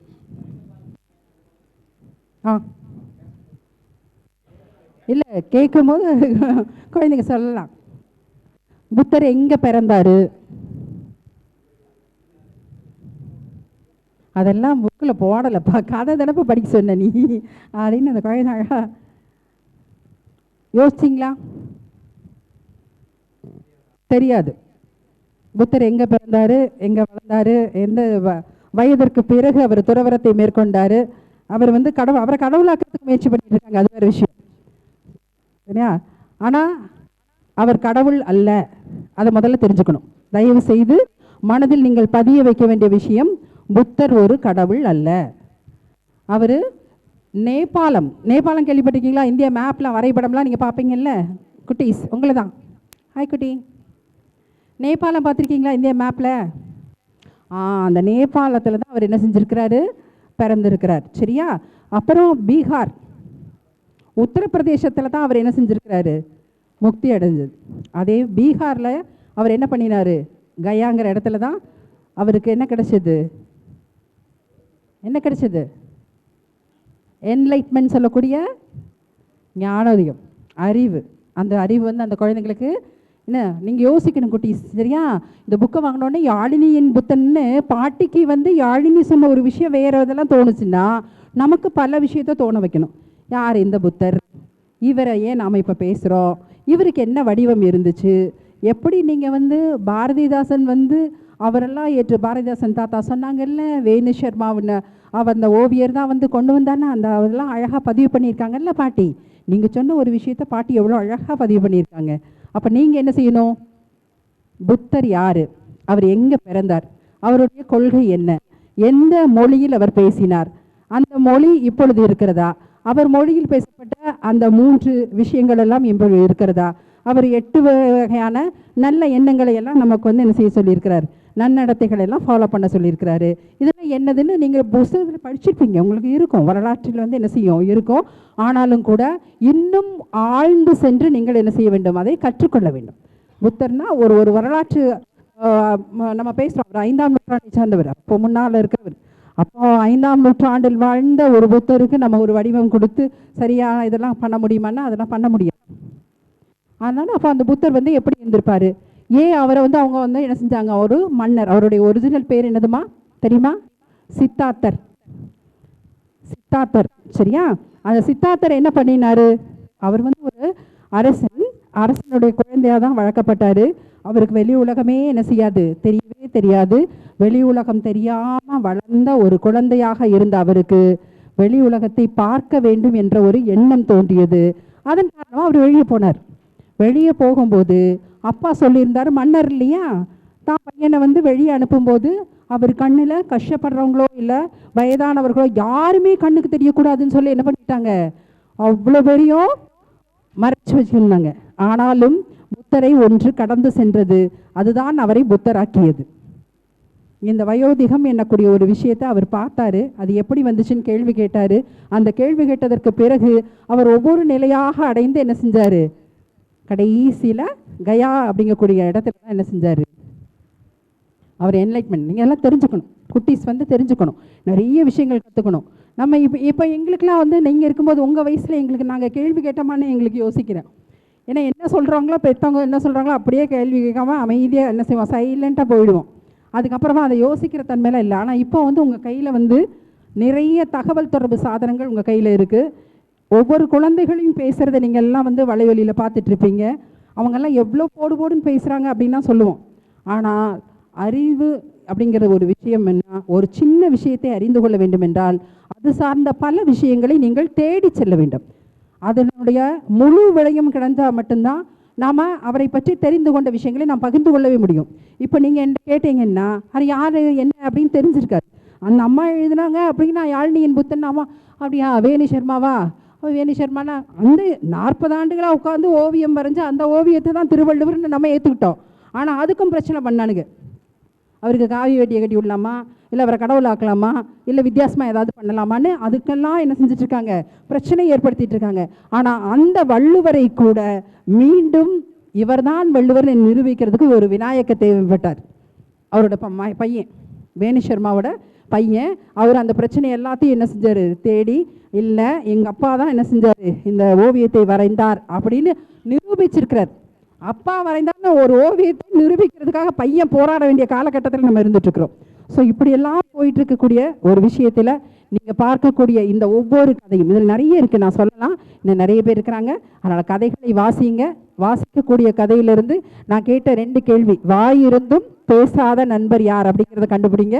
அதுக்குள்ளே நான் என்ன செய்கிறேன், இன்னும் அடுத்தால நம்முடைய அருண் பாரதி அவரும் மிக அருமையான ஒரு கதை சொல்லி மிக அழகான விஷயங்களை சொல்லுவோம். எல்லா கதைகளையும் நாங்கள் சொல்லிவிட முடியாது. இங்கு வழக்குரைப்பதற்காக எங்களது அண்ணா வந்திருக்கிறார். அவரோடு புத்தர் யார் என்று நாங்கள் வழக்குரைக்க வேண்டிய காலகட்டம் இருக்கிறது. அதனால் இப்பொழுது நான் வந்து நீங்கள் வந்து கண்டிப்பாக நூலை வாங்கி அதை வாசிக்க வேண்டும். நூல் ஆசிரியர் வந்து நல்ல 2 விஷயம்தான் நூல் ஆசிரியருடைய திறமைக்கான காரணம். ஒன்று அவருடைய கள பயணம், இன்னொன்று வாசிப்பு. இந்த 2ம் தான் அவரை அடுத்தடுத்த நூல்களை நோக்கி நகர்த்தி கொண்டே இருக்கிறது. அவர் ஒரு சமூக போராளியாக அவரை ஒவ்வொரு விதத்திலும் நான் எப்படியெல்லாம் பார்க்கணும். எனக்கு பார்த்தா வந்து ஏண்டி செல்லம் அம்மோ உனக்கு என்னடி வேணும் அப்படின்னு ஊராக கொண்டு வந்து கொடுக்குற இளம்பரியாகவும் எனக்கு தெரியும். அந்த நூலினை எழுத தூண்டக்கூடிய ஆற்றல் மிக்க ஒரு எழுத்தாளராகவும் தெரியும், ஒரு தமிழ் அறிஞராகவும் தெரியும். நூலாசிரியர் பல வடிவங்களிலே நமக்கு தோன்றிக் கொண்டே இருக்கிறார். இவர் வளர்ந்து வரக்கூடிய இளம் பிறையாகவே இருக்கட்டும், முழு நிலவாக வேண்டாம். ஏனென்றால் இளம் பிறைதான் வளர்ந்து கொண்டே இருக்கும். வளர்ந்து கொண்டே இருப்பது தான் எனக்கு என்ன செய்யும், நிறைய புத்தகங்களை வழங்கி கொண்டே இருக்கும். அந்த வகையிலே கொண்டே இருக்க வேண்டும், பல நூல்களை எழுத வேண்டும். அதை போன்று அவர்களோட குடும்பத்தில் உள்ள ஒவ்வொருவருமே வரம் பெற்றவர்கள். சத்தியாலாம் இப்படி தொகுத்து வழங்குவாங்கன்னு நான் நினைக்கவே இல்லை. இப்படி செஞ்சால் நான் ஒரு 3 நிகழ்வுலேருந்து நம்ம நடந்திருக்கலாம்னு நினைக்கிறேன். உண்மையிலே நல்ல அருமையாக வந்து தொகுத்து வழங்குறாங்க. அதே மாதிரி தேவர் பிரணா எல்லாருமே வந்து அந்த ஒரு குடும்பமாக இருந்து அந்த நிகழ்வை வந்து கொண்டு செல்லும்போது கொஞ்சம் அருமையாக இருக்குது. இதை தொடர்ந்து செய்ய வேண்டும், தொடர்ந்து பல நூல்களை எழுத வேண்டும் என்று சொல்லிக்கொண்டு உங்களிடம் இந்த விடைபெற்றுக் கொள்கிறேன். நன்றி. இந்த சிறிய நூலை பற்றி இவ்வளவு விரிவாக பேசிய பார்வதி முத்தமிழம்மா அவர்களுக்கு மிக்க நன்றி. அடுத்ததாக சிறார் நூலை பற்றி சிறுவர்களே பேசுவது மிகவும் அருமையான தருணம். இந்த நூலை பற்றி பேச காயத்ரி பேச்சாளர், இளம் பேச்சாளர் காயத்ரி அவர்களை வருமாறு கேட்டுக்கொள்கிறேன். அனைவருக்கும் வணக்கம். இந்த யாழினியின் புத்தன் அப்படிங்கிற நூலை வந்து இளம்பிறை பாட்டி தான், எங்களோட பாட்டி தான் வெளியிடுறாங்க. இந்த நாள் வந்து தன்யா பாப்பாவுக்கும் அப்புறம் குழலிக்கு அப்புறம் எனக்கு 3 பேருக்குமே ரொம்ப சிறப்பான நாள். ஏன்னா எங்களோட பாட்டி வெளியிடுறதை நாங்கள் வந்து எங்கள் கையால் வந்து புத்தகத்தை வந்து வாங்குகிறோம். அது ரொம்பவே சிறப்பான நாள். எங்கள் எல்லாருக்குமே இந்த நாள் வந்து மகிழ்ச்சியான நாளாக இருந்துச்சு. இதில் வந்து நான் வந்து ஒரு கதை பார்த்தேன், யோசனைன்னு சொல்லிட்டு. யோசனைன்னா இன்னும் வித்தியாசமாக இருக்குது. ஒரு தலைப்பு கொடுத்தா அது ஒரு யோசனை அப்படின்னு வித்தியாசமாக இருந்ததுனால இந்த யோசனையை பார்த்தேன். அந்த கதையில் வந்து என்ன இருக்குன்னா, ஒரு பொண்ணும் ஒரு மாமாவும் வந்து போகிறாங்க. அவங்க வந்து போயிட்டுருக்கும்போது ரோட்டில் வந்து குழியாக இருந்திருக்கு. அப்போ வந்து அந்த பொண்ணு வந்து அவங்க மாமாட்ட கேட்குறா, மாமா இவ்வளோ பெரிய குழி இருக்குது, யாராச்சும் விழுந்துட போகிறாங்க, நான் வந்து அடைச்சிட்டு போகலாமா அப்படி கேட்குறா. அப்போ வந்து அவங்க மாமா சொல்கிறாங்க, இல்லை ரொம்ப நேரம் ஆகிட்டு, உங்கள் அம்மா வேற ஒன்று தேடுவா, நம்ம போகணும் அப்படின்னு சொல்லி இப்போ சொல்கிறாங்க. அப்போ அந்த பாப்பா வந்து சொல்கிறா, அப்போ குட்டி நாய் ஆட்டுக்குட்டி ஏதாச்சும் விழுந்துட்டா நம்ம தான் அப்போது வீட்டில் இருப்போம்ல அப்படின்னு அந்த பாப்பா சொன்னாலாம். நம்ம வேணால் அந்த வீட்டில் இருக்க பெரிய பலகையை தூக்கிட்டு வந்து போடலாமா அப்படின்னு அவங்க மாமா கிட்ட வந்து கேட்டாலாம். அப்போ வந்து அவங்க மாமாவும் சரி போடலாம், சின்ன பிள்ளை சொல்கிறது கரெக்டாக இருக்குது, அந்த யோசனை வந்து ரொம்பவே அருமையாக இருக்குது அப்படின்னு சொல்லாங்களாம். அப்படியே அந்த பலகையை போட்டாங்களாம். இதில் உள்ள நீதி என்னன்னு பார்த்தீங்கன்னா, ஒருத்தர் சொல்கிறத வந்து நம்ம வந்து எப்போவுமே கேட்கணும். எப்படி சொல்ல, யார் சொன்னாலுமே அது சரியாக தான் இருக்கும். நம்ம வந்து சின்ன பிள்ளையை சொல்கிறது அதெல்லாம் கேட்கக்கூடாது அப்படின்னு நினைக்கவே கூடாது. அதுக்கப்புறமா இதை வந்து இளம்பிறை பாட்டி வந்து எழுதியிருக்காங்க. பரணி பதிப்பகம் வந்து இந்த நூலை வந்து வெளியிட்டிருக்காங்க. அப்புறம் கார்த்திகா அவர்கள் வந்து ஓவியங்கள்லாம் வரைஞ்சிருக்காங்க. இதில் வந்து 48 பக்கங்கள் இருக்குது. பாட்டி வந்து 6 புத்தகங்கள் எழுதியிருக்காங்க. இந்த யாழினியின் புத்தனோட சேர்த்து 7வது புத்தகமாக வெளியிடுறாங்க. ரொம்பவே சந்தோஷமாக இருக்குது. நன்றி. ரொம்ப அழகாக இதில் இருக்கிற ஒரு கதையை சொன்னாங்க. காயத்ரி சொன்ன கதையை படிக்கிறப்ப எனக்கு நம்ம தோழர் தமிழ்ச்செல்வன் ஐயா வந்து எது கலாச்சாரம் அப்படின்னு ஒரு புத்தகம் அதில் படிச்சிருக்கோம். அதுலேயும் இப்படி ஒன்று சொல்லியிருப்பாங்க. அதாவது நம்ம பள்ளி கல்வி முறையே எப்படி இருக்குன்னா, ஆசிரியர் சொல்கிறத மாணவர்கள் கேட்கணும், எதிர்த்து கேள்வி கேட்கக்கூடாது அப்படிங்கிற ஒரு கல்வி முறை தான் இன்றைக்கி பள்ளிக்கூடங்களில் இது நம்ம பின்பற்றிகிட்டு இருக்கோம். அப்போ அதையும் இதையும் கோரிலேட் பண்ணுற மாதிரி இருக்குது. அதாவது யார் சொல்கிறாங்க, மாணவர்கள் சொன்னால் பொதுவாக ஆசிரியர்கள் வந்து நான் சொல்கிறத கேளு, நீ சின்ன பிள்ளை உனக்கு என்ன தெரியும், வீட்லேயும் சரி பெற்றோர்களுமே அப்படி சொல்லுவோம். சின்ன பிள்ளைங்க ஏதாவது சொன்னாலே உனக்கு என்ன தெரியும், நீ சின்ன பிள்ளை, நாங்கள் சொல்கிறத நீ கேளு அப்படின்னு சொல்லுவோம். இது அந்த புத்தகத்தில் தமிழ்ச்செல்வன் ஐயாவும் சொல்லியிருப்பாரு. ஆனால் அது சிறுவர்களுக்கானது அல்ல.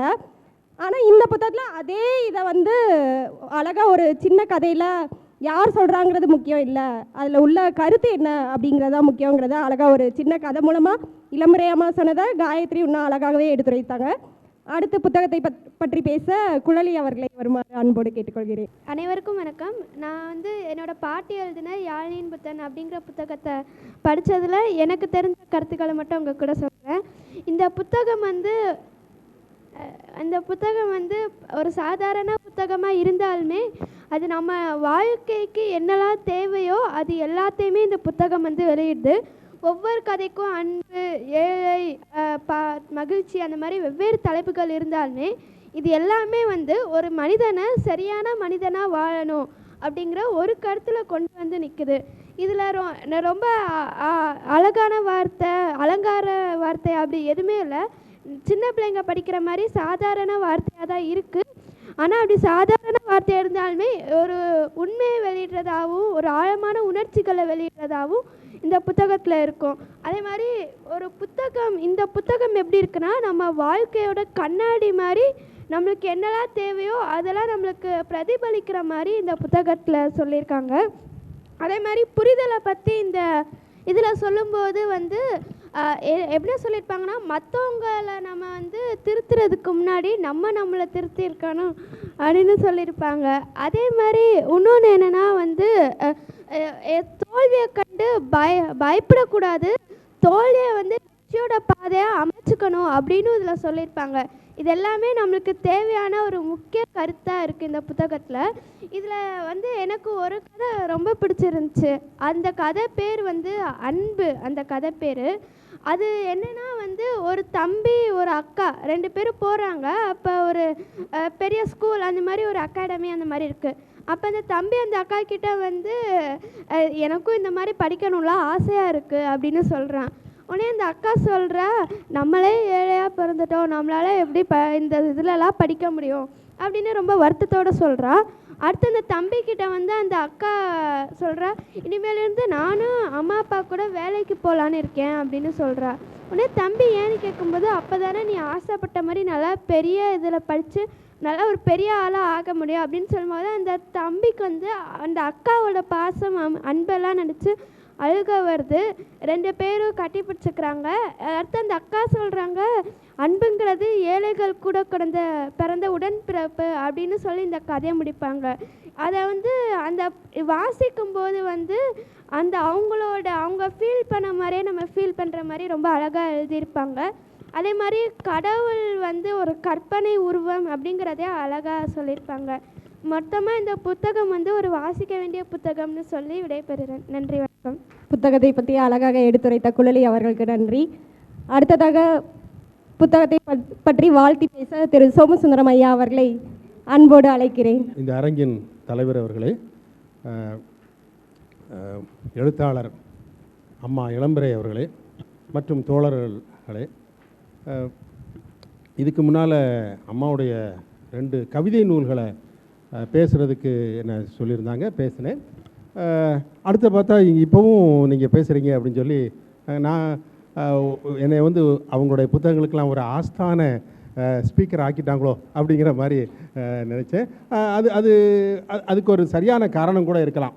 அதாவது எப்படின்னா, அதாவது அவங்களுக்கு பேச ஆள் இல்லாமல் அப்படின்ட்டுலாம் இல்லை. என்னை ஆஸ்தான ஒரு சரியான காரணம் என்ன இருக்கலாம்னா, அவங்க புத்தகத்தை நான் ஏற்கனவே படிக்கும்போது அதை அவங்க என்ன நினச்சி எழுதுனாங்களோ அதை சொல்லியிருப்பேன். அவங்க நினைக்காதையும் நான் சொல்லியிருப்பேன். அதெல்லாம் வந்து அவங்களுக்கு பிடிச்சிருக்கலாம் ஒரு வேளை. அதனால் மெயின் ஸ்பீக்கர், அதாவது கருத்துரை வழங்குவதில் முக்கியமான ஆளாட்டாலும் இந்த இடத்துல ஒரு ஓரமாவது நின்று நீங்கள் பேசிட்டு போங்க அப்படின்னு சொல்லி என்னை இருக்காங்க. நன்றி. நான் இதில் வந்து நான் ஒரு நிறைய நேரம் எடுக்காமல் பேசணும்னா அதிலேருந்து ஒரு தேர்ந்தெடுத்து சில அதை வந்து எடுத்து பேசலாம்னு நினைக்கிறேன். அதில் நான் குறித்து வச்சுருக்கேன் கதைகளில். அதில் முதல் கதையவே அவள் லேசாக தொட்டு காமிச்சிட்டா. யோசனைன்னு ஒரு கதை. அதில் அவள் சொல்லிட்டா, அதாவது ஒரு குழந்தை வந்து அவள் மாமா கூட வெளியே எங்கேயோ உலா போகும்போது திடீர்னு ஒரு இடத்துல ஒரு பழம் தோண்டி இருக்குது. அந்த பழத்தை பார்த்தோன்னே அவளுக்கு ஏதோ ஒரு அதிர்வு மனசில் ஏற்படுது. இந்த பழத்தை சரி பண்ணணுமே அப்படின்னு அந்த சின்ன குழந்தை வந்து நினைக்கிறா. அப்புறம் அவள் மாமா சொல்கிறார், இப்போ ஏற்கனவே நேரம் ஆகிட்டு, அதனால் நாளைக்கு வந்து பார்க்கலாம் அப்படின்னு சொல்லும்போது இல்லை, நம்ம வீட்டில் ஒரு பெரிய பலகை இருக்கே, அந்த பலகையை கொண்டு வந்து மூடி வச்சுருமா இப்போதைக்கு. ஏன்னா அதுக்குள்ளே வந்து அதில் இந்த நேரத்துக்குள்ளே நாளைக்கு அப்படிங்கிறதுக்குள்ளே ஒரு ஆட்டுக்குட்டியோ ஒரு நாய்க்குட்டியோ விழுந்துடலாமே அப்படின்னு அந்த சின்ன குழந்தைக்கே உள்ள பதைப்பதைப்போட சொல்லுது. இதை வந்து நான் எப்படி பார்க்குறேன்னா, அதில் குழந்தை வந்து அந்த எச்சரிக்கை உணர்வோட மட்டும் இல்லை, அதற்கான அதாவது பிரிதின் நோய் இது பிரச்சனை வந்ததுன்னா விழுந்ததுன்னா அது அப்படின்னு ஃபீல் பண்ணுறாள், நினைக்கிறா இல்லையா, உணர்கிறது இருக்கு இல்லையா. அது வந்து எப்படின்னா, தனக்காக மட்டும் இல்லை அந்த எச்சரிக்கை உணர்வோ அந்த பதைப்போ, தனக்காக மட்டும் இல்லை பிறருக்காகங்கிறதையும் தாண்டி பிறவற்றிற்காக பிரிதிற்காக அப்படிங்கிறதையும் நான் அவரோட, அதாவது வெறும் உயர்திணைக்காக மட்டும் இல்லை அப்படிங்கிறது அதில் நான் நல்லா பார்க்குறேன். அதாவது பிரிதின் நோய் தன்னோய் போல் பார்க்கறது. அந்த கதையில் அம்மா வந்து சொல்கிறாங்க, ஒரு குழந்தையினுடைய அது பெரியவர்களோட யோசிக்காத விஷயத்தை அல்லது பெரியவர்களுக்கு கூட தோன்றாத ஒரு உணர்வு குழந்தைக்கு தோன்றுவார் அப்படின்னு காமிக்கும்போது, அப்போ அது தோன்றாத உணர்வு தோன்றாதவர்களுக்கும் அந்த செய்தியை பரப்புகிறாங்க. அதனால் அது ஒரு யோசனையில் நான் பார்த்தது. இப்படி ஒவ்வொரு கதையிலும் ஒவ்வொன்று இருக்குது. பழமொழின்னு ஒன்று எடுத்திருக்காங்க. அதில் வந்து பார்த்திங்கன்னா, உள்ளங்கை நெல்லிக்கனி போல் அப்படின்னு ஒன்று பொதுவாக நாம் பயன்படுத்துகிறேன். வெரி டிரான்ஸ்பரண்ட், அதாவது அது ரொம்ப தெளிவு. ஒரு விஷயத்தை சொல்லிட்டு இது வந்து விளக்க ரொம்ப அவசியம் இல்லை, உள்ளங்கை நெல்லிக்கனி போல் அப்படிங்கிறத பயன்படுத்துவோம் இல்லையா. அதை எப்படி இது வந்துன்னா, உடனே ஒரு பொண்ணு வந்து அவள் அண்ணனுக்கு சொல்கிறா, அந்த குழந்தை வந்து அண்ணனுக்கு சொல்கிறா, உள்ளங்கையில் நெல்லிக்கனி எடுக்கிறோம், அந்த நெல்லிக்கனி வந்து அதனுடைய அந்த ஊடுருவும் தன்மையினால் என்ன ஆகுதுன்னு கேட்டால், அது உள்ளே இருக்கிற சில இதெல்லாம் வந்து எந்த அளவுக்கு அது டிரான்ஸ்பரண்ட்டாக இருக்குன்னா, அந்த உள்ளே இருக்கிற விதை, அந்த விதையினுடைய நரம்புகள் கூட தெரிகிற அளவுக்கு இருக்குமா. அதனால் அது உள்ளங்கை நெல்லிக்கனி போலங்கிறது ஒரு தெளிவான ஒரு விஷயத்துக்கு சொல்லாமலே தெட்டென விளங்குகிற ஒரு விஷயத்துக்கு கூட அதை விஷயத்துக்கு அதை பயன்படுத்துறது ஏங்கிறது ஆனால் அது எப்படி அதில் அவங்க சொல்கிற வருது என்னென்னா, அந்த குழந்தை வந்து யார்கிட்டையோ கேட்டதோ அல்லது வாசித்ததோ இருக்கணும். அப்போ அதில் என்னென்னா, வாசிப்பும் ஒரு கேள்வி ஞானமும் வந்து குழந்தைகளுக்கு எந்த அளவுக்கு உள்ளதாக இருக்கும் அப்படிங்கிறது அது அவள் அண்ணனுக்கு சொல்லி தரலையா. அது மூலமாக அவங்க அதை எல்லாருக்கும் அதை சொல்கிறாங்க, அந்த ஒரு செய்தியை பரப்புகிறாங்க. அதுக்கப்புறம் நான் வேறு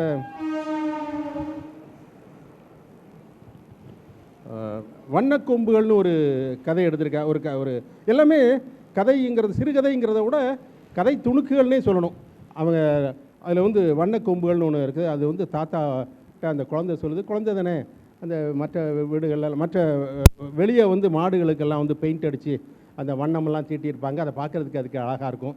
உடனே நம்ம வீட்டில் உள்ள மாட்டுக்கும் நம்ம மாட்டுக்கும் வந்து தீட்டலாமே, அந்த பேர் கூட சொல்கிறான் அந்த மாட்டுக்கு தீட்டலாமே அப்படின்னு அது சொல்லலாம். அப்போ அவர் தாத்தா சொல்லி கொடுக்குறாரு. எப்போவுமே குழந்தை தான் சொல்கிறது இல்லை, குழந்தையும் சொல்லும் அப்படிங்கிறதையும் கதைகளில் பதிவு பண்ணுறாங்க. அப்புறம் அதுக்கு அது யார்ட்டையும் கேள்வி ஞானத்தின் மூலமாக தானே. அப்போ அந்த கேள்வி ஞானம் அந்த தாத்தாட்ட இருந்து அவளுக்கு கிடைக்குது. அது தாத்தா சொல்கிறாரு, அது அதனுடைய சூடுலாம் இருக்கு இல்லையா, உடம்பில் உள்ள அது அந்த வெயிலையும் தெரியும் போது அந்த சூட்டெல்லாம் வெளியேற்றுவதற்கு வெவ்வேறு அது கொம்பின் வழியாகவும், ஏன்னா தலையில் நமக்கே அப்படி தான் தலையில் தண்ணி ஊற்றுறது என்னென்னா அங்கே இருக்க கம்ப்யூட்டருக்கு வந்து குளிர்விக்கணும் அப்படிங்கிறதான். அது மாதிரி அது கொம்பின் வழியாகவும் அதற்கு வந்து அந்த சூடெல்லாம் வந்து வெளியேற்றுமா. அதனால் நீ பாட்டுக்கு பெயிண்ட் அடித்து வச்சிட்டேன்னா அது அது அது அது அந்த அந்த அந்த ஒரு இது நிகழாமல் போகும். அந்த ஒரு சூடு வெளியேற்றுங்கிறது வந்து நிகழாமல் போகுமே அப்படின்னு அவர் சொல்கிறார். உடனே அவள் தெரிஞ்சுக்கிறான். இதன் மூலமாக என்னென்னா இயற்கைக்கு புறம்பாக சில விஷயங்களை பண்ணும்போது அது உயிர்களில் வந்து என்ன ஒரு தாக்கத்தை ஏற்படுத்தும் அப்படிங்கிறத சொல்ல நினைக்கிறாங்க. அது மாதிரி அப்புறம் இன்னொன்று பார்த்தேன். இது வந்து சாம்பிளுக்கு தான், எல்லாமே வந்து ஒரு பானை சோற்றுக்கு 4 சோறு பதம் அப்படிங்கிற வகையில் தான் போட வச்சுருங்க. இந்தியா எங்கே இருக்கிறது அப்படின்னு சொல்கிறாங்க. அப்போது குழந்தை வந்து என்ன சொல்லுதுன்னா, யாரோ அது நீங்கள் அவள் அப்பாட்டா இருக்கலாம். ஒருவனே தேவன் தானே சொல்லி கொடுத்தீங்க, அப்புறம் ஒவ்வொரு தேவனையும் ஒவ்வொரு முறையில் வணங்குறாங்களா, அது என்ன அப்படின்னு கேட்குறாவா.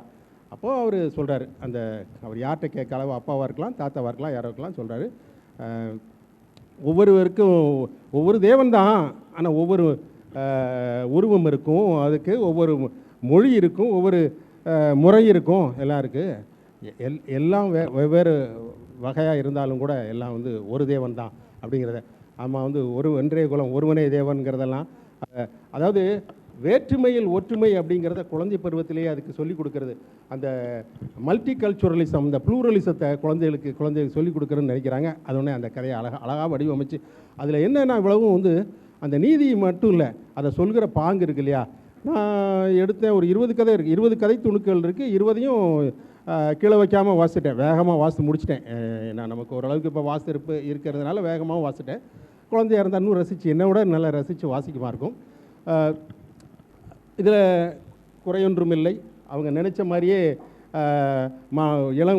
சிறார்களுக்கு கடத்துகிறாங்க.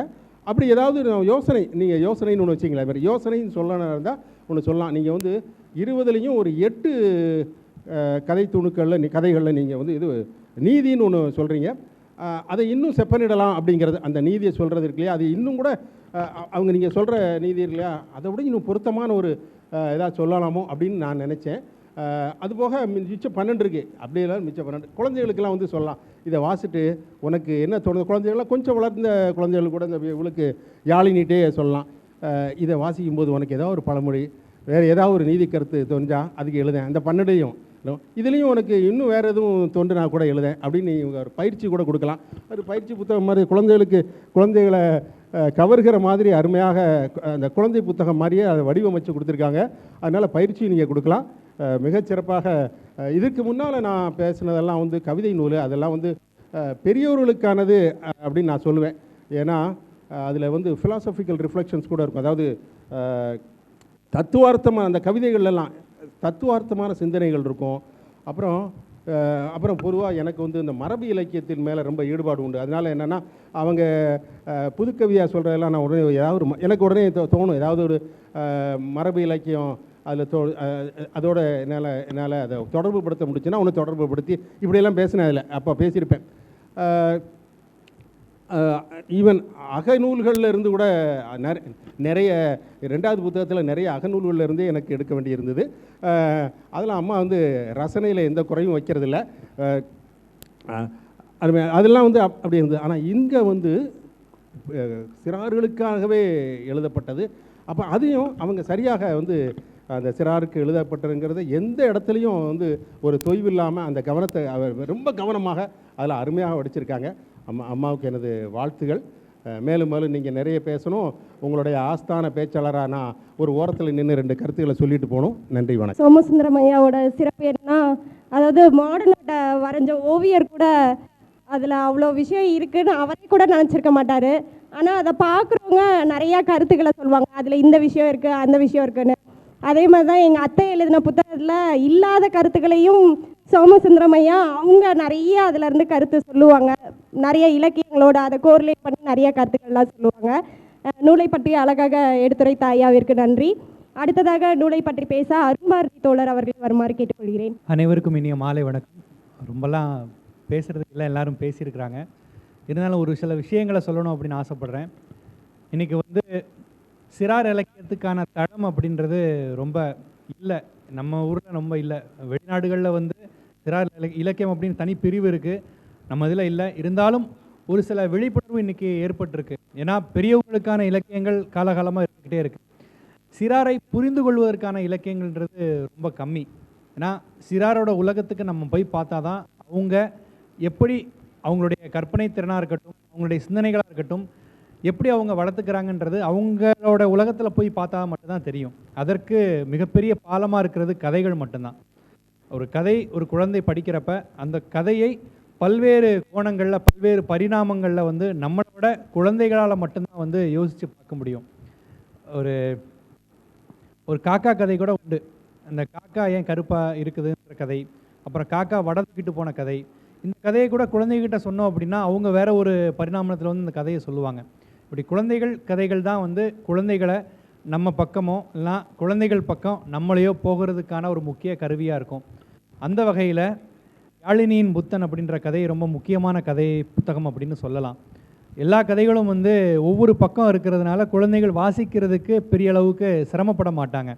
அதோட படமும் சேர்ந்து இருக்கிறதுனால இந்த கதைகள் குழந்தைகள் மத்தியில் போய் சேரும். இன்னொன்று, இந்த படத்தோட அட்டை படம் அதை முக்கியமாக நான் சொல்லணும் அப்படின்னு ஆசைப்பட்றேன். ஏன்னா அந்த அட்டை படம்ன்றது ஒரு மிகப்பெரிய குறியீடான அந்த இடத்துல வந்து பார்க்கணும் அப்படின்னு ஆசைப்பட்றேன். புத்தர் அப்படின்றவர் யார் நமக்கு தெரியும். அந்த பார்ப்பனியத்தோட கொடும் கரங்கள் வந்து மக்களை வாரி சுருட்டி வச்சுருந்தப்ப, மிகப்பெரிய ஏற்றத்தாழ்வுகளை வந்து பரப்பி வச்சுருந்தப்ப, அந்த ஏற்றத்தாழ்வுகளெல்லாம் உடைச்சி மக்கள் அனைவரும் சமம், மக்கள் அன்பை போதிக்க வேண்டும், மக்கள் அன்பை நேசிக்க வேண்டும் அப்படின்னு சொன்ன ஒரு மிகப்பெரிய போராளி தான் புத்தர். அந்த புத்தரை பிடிக்காம அப்போ இருந்த பார்ப்பனியர்களாக இருக்கட்டும், இப்போ இருக்கக்கூடிய பார்ப்பனிய சமூகமாக இருக்கட்டும், புத்த மதத்தின் மீது தொடுக்கப்பட்ட தாக்குதல்கள் வந்து வரலாற்றில் நம்ம காலங்காலமாக படிச்சுக்கிட்டு இருக்கோம். நிறைய விஷயங்கள் இருக்குது. அதில் தலித் இலக்கியத்தில் கூட காட்டப்படக்கூடிய புத்தர்ன்றவர் வந்து தலையில்லாமல் இருக்கக்கூடிய ஒரு புத்தரை தான் நமக்கு வந்து காட்டுவாங்க. இதில் தலையில்லாத புத்தர் இருக்கிறாங்க, ஆனால் அந்த புத்தரோட தலையாக ஒரு குழந்தை இருக்குது. இதான் இந்த இடத்துல நான் சொல்லக்கூடிய மிகச்சிறந்த குறியீடு அப்படின்னு நினைக்கிறேன். ஏன்னா ஒவ்வொரு குழந்தைகளும் புத்தர் தான். புத்தர் அப்படின்றே ஒரு குறியீடு தான். இந்த கதையில் கூட சொல்லியிருப்பாங்க, புத்தருக்கு உருவம் கிடையாது, இப்போ இருக்கக்கூடிய உருவம் கூட கற்பனையில் வரையப்பட்ட உருவம் அப்படிலாம் சொல்லுவாங்க. ஆனால் உண்மையிலேயே புத்தர்ன்றவர் குழந்தைகள் தான். குழந்தைகளை நேசிக்க நம்ம பழகிட்டோம் அப்படின்னா, குழந்தைகளோட உண்மையான தேவையை நம்ம புரிஞ்சிக்க ஆரம்பிச்சிட்டோம் அப்படின்னா, புத்தர் நம்ம உலகத்துக்கு என்ன சொல்ல வந்தாரோ அதை நம்ம இந்த உலகத்துக்கு செய்யணும் அப்படின்னு நான் சொல்லிடுறேன். ஒரு சில கதைகள், ஏன்னா எல்லா கதைகள்லையும் வந்து ஒரு பெரியவங்க குழந்தைக்கு கடத்தக்கூடிய விஷயங்கள் இருக்குது. அதே நேரம் குழந்தைகளும் வந்து இந்த கதைகளில் வந்து பெரியவங்களுக்கு அறிவுரை சொல்லக்கூடிய கதைகளும் இருக்குது. முதல் கதையாக இருக்கு இந்த காக்காவுக்கு சோறு வச்சது, அப்புறம் அந்த குழந்தை வந்து குழியை மூடணும் அப்படின்னு நினச்சது, அப்புறம் மாட்டுக்கு புல் போட்டது. இந்த மாதிரி கதைகள், எல்லா கதைகளும் வந்து பெரியவங்க குழந்தைகிட்டேருந்து கற்றுக்கிடக்கூடிய விஷயங்களையும் வந்து எழுத்தாளர் சொல்லியிருக்கிறாங்க. ஒவ்வொரு கதையும் வந்து இந்த இதில் சுற்றுச்சூழல் அந்த விஷயத்தை வந்து எழுத்தாளர் சொல்ல வர்றார் அப்படின்றத என்னால் புரிஞ்சிக்க முடிஞ்சது. சக உயிர்கள் மேலே நம்ம காட்டக்கூடிய அன்பை இந்த கதைகள் வந்து நமக்கு சொல்ல வருது. இந்த கதைகளை குழந்தைகளுக்கு வாசிக்க கொடுக்கணும். குழந்தை வாசித்து முடித்ததுக்கப்புறம் இந்த கதையிலேருந்து நீ என்ன தெரிஞ்சுக்கிட்ட சொல்லு அப்படின்னு ஒவ்வொரு பெற்றோர்களும் வந்து அவங்க குழந்தைக்கு வந்து இந்த புத்தகத்தை பரிசாக கொடுக்கணும் அப்படின்னு ஆசைப்பட்றேன். நன்றி. நூலை பற்றி அழகாக எடுத்துரைத்த அருண்பாரதி தோழர் அவர்களுக்கு நன்றி. அடுத்ததாக நூலின் உள்ளடக்கத்தை பற்றி சிறப்புரையாற்ற தமிழ்ச்சிடர் ஐயா தீன் அவர்களை வருமாறு தெரிவித்துக் கொள்கிறேன். ஒரு சில விஷயங்கள் நான் எனக்கு இருமல் இருந்தனால நம்ம சொல்ல முடியல. ஆனால் எல்லாருக்கும் கதைகளை சொல்லணும்னு எழுத்தாளர் அங்கங்கே நெல்லை நடைக்கு போயிட்டு அங்கங்கே சென்னை நடைக்கும் போயிருக்கிறார். குந்திக்கிங்கிற வார்த்தைகள்லாம் நம்ம சென்னையில் ஆக்சுவலாக நம்மளுடைய நடை வார்த்தைகள் கிடையாது. சென்னையில் பிறந்து நெல்லையில் அப்படிங்கிறதுனால அந்த வார்த்தைகள்லாம் அப்படியே தானாக வருது. அந்த வார்த்தையை அவங்க குழந்தையாக இருந்துட்டு அப்படி சொல்கிற அந்த விதம் நல்லா இருந்தது. ஆனாலும் கூட அந்த நடைகளில் சின்ன சின்ன விஷயங்களை யார் அந்த நூலாசிரியர் அப்படிங்கிறத திரும்பி பார்க்க வைக்கிறீங்கன்னு நினைக்கிறேன். அதையும் சொல்லணும். அவர் சொன்ன மாதிரி உள்ளங்கை நெல்லிக்கனி நானும் நிறைய எடுத்தேன். ஆனால் ஒவ்வொருவருக்கும் ஒவ்வொரு கதை சொல்வதற்கான வாய்ப்பை வழங்க வேண்டுங்கிறதுனால அதை நான் ஒரே ஒரு கதையை மட்டும் நான் சொல்லிக்கொண்டேன். எங்கள் அண்ணன் இன்னும் பெருசாக சொல்கிறதுக்கு ரெடியாக இருக்கிறாங்க. நான் கேட்கறதுக்கு தயாராக இருக்கேன். தலைவர் உள்ளிட்ட அவைக்கு வணக்கம். சிறார் யாரும் இல்லை, சிறாராகவே இருப்பார்கள். குழந்தைகள் எப்போதும் வாழ்க்கையில் புதிதான ஒன்றை தேடிக்கொண்டே இருக்கும். பச்சைக்கல்லாக கிடக்கிற இடத்துல ஒரு ஊதாக்கல் கிடந்ததுன்னா முதல்ல குழந்தை ஊதாக்கல்லை தான் எடுக்கும். ஒரு மன அறிவு விசாலமாக அது வேறு ஒன்றை தேடிக்கொண்டே சொல்லும். அதுதான் இப்போ தொண்டை பிடிக்குது இல்லையா? இப்போ கேட்குதா? ஆக சிறார்களுக்காக எழுதுகிற எழுத்தாளர்கள் அளவள்ளியப்பாவோ, பெரியசாமி தூரனோ, பூவண்ணனோ, கோபாலகிருஷ்ணனோ, அந்த நேரத்தில் எழுதிய வாண்டு மாமாவோ இன்னும் பல பேர் எழுதியிருக்கிறார்கள். ஒரு காலகட்டம் அது ஒரு 70கள் 80களில் அந்த 30-50களிலிருந்து எழுத ஆரம்பித்தாங்க. எல்லாத்துக்குமே பிடிச்சது என்னென்னா, மாம்பழம்னா எனக்கு உடனே தெரிஞ்சிடும். லட்டு மொத்தம் 8 பாதியை பிட்டு வைத்தான் மீதி கிட்டு அப்படின்னு சொல்லும்போது, ஒரு காலத்தில் கவிதையாக சிறார் இலக்கியம் பேசப்பட்ட காலம் தாண்டி இன்றைக்கு சிறார் இலக்கியம் வேறு ஒரு பரிணாமத்தை எடுத்திருக்கிறது அப்படின்னு தான் சொல்லணும். குறிப்பாக இப்போது சமீபத்தில் எழுத வந்திருக்கிற சிறார் இலக்கிய நூல்கள் சிறார்களுக்குள்ளே ஒரு புதைந்திருக்கிற ஒரு வெளிச்சத்தை, அவர்கள் உற்று நோக்குகிற பார்வையை கூராக்குகிற செய்தியை கொடுப்பதாகத்தான் இருக்குது. இதில் ஒரு கதை இருக்குது, ஈசலை பற்றிய கதை.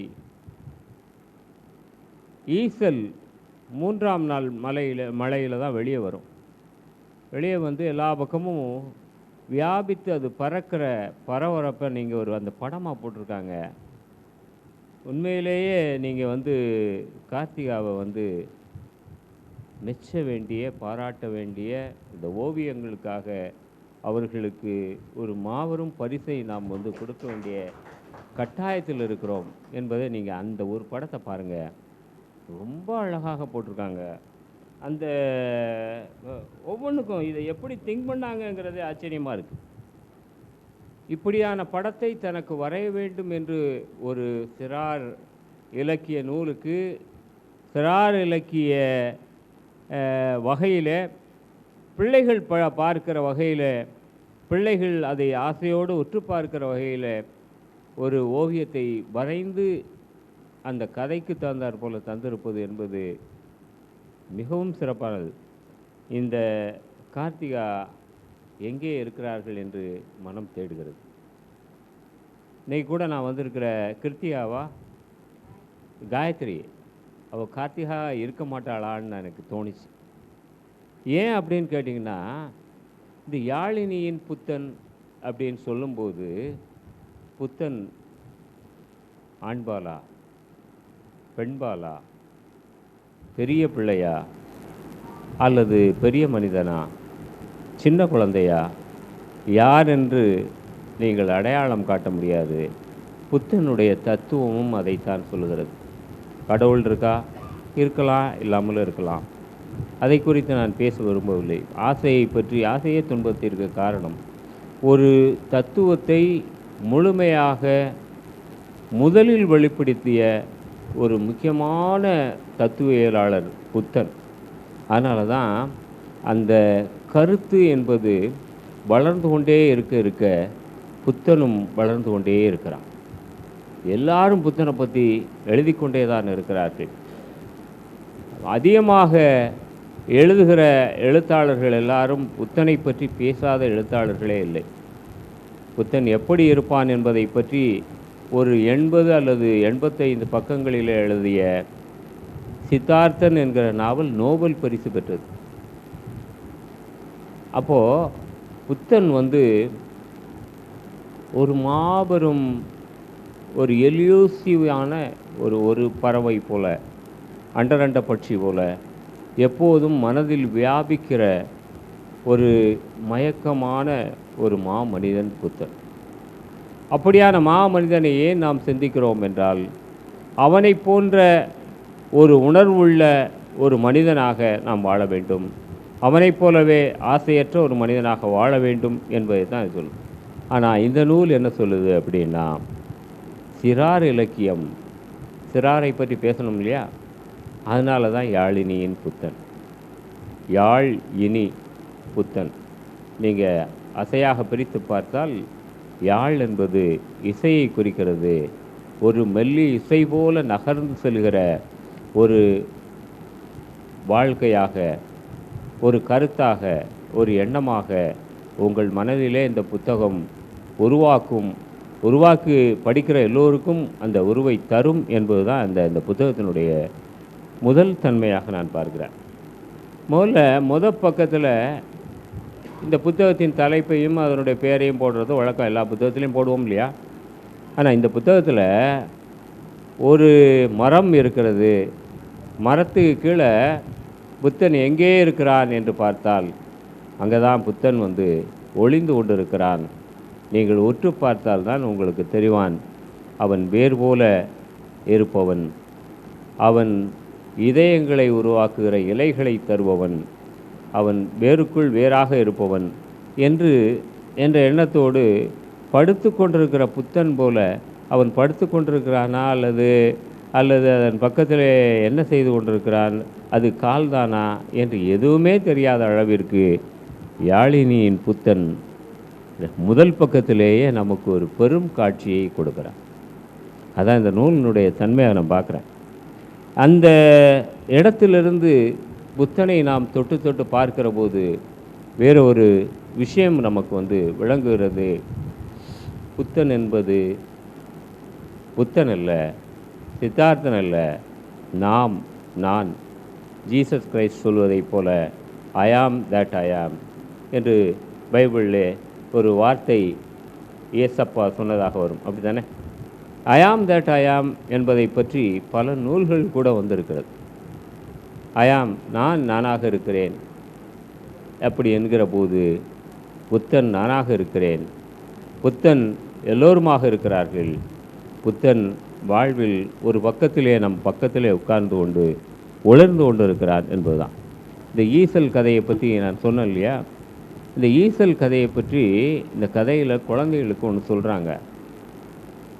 சிறார் இலக்கியம் சிறாருக்கு மட்டும்தானா என்று ஒதுக்கி வைத்து விடக்கூடாது. சிறார் இலக்கியத்தை நீங்கள் படிக்கும்போது சின்ன குழந்தையாக மாறிடலாம். அந்த குழந்தைகளோடு குழந்தையாக மாறுகிற ஒரு மாய வித்தையை சிறார் இலக்கியம் எல்லோருக்கும் கொடுக்கிறது. எந்த வயசில் படித்தாலும் சரிதான். ரஷ்ய சிறார் இலக்கியங்களில் நீங்கள் உத்து படித்து பார்த்தீங்கன்னா இயற்கையின் கதைகள் என்று ஒரு சிறார் புத்தகம் இருக்கிறது.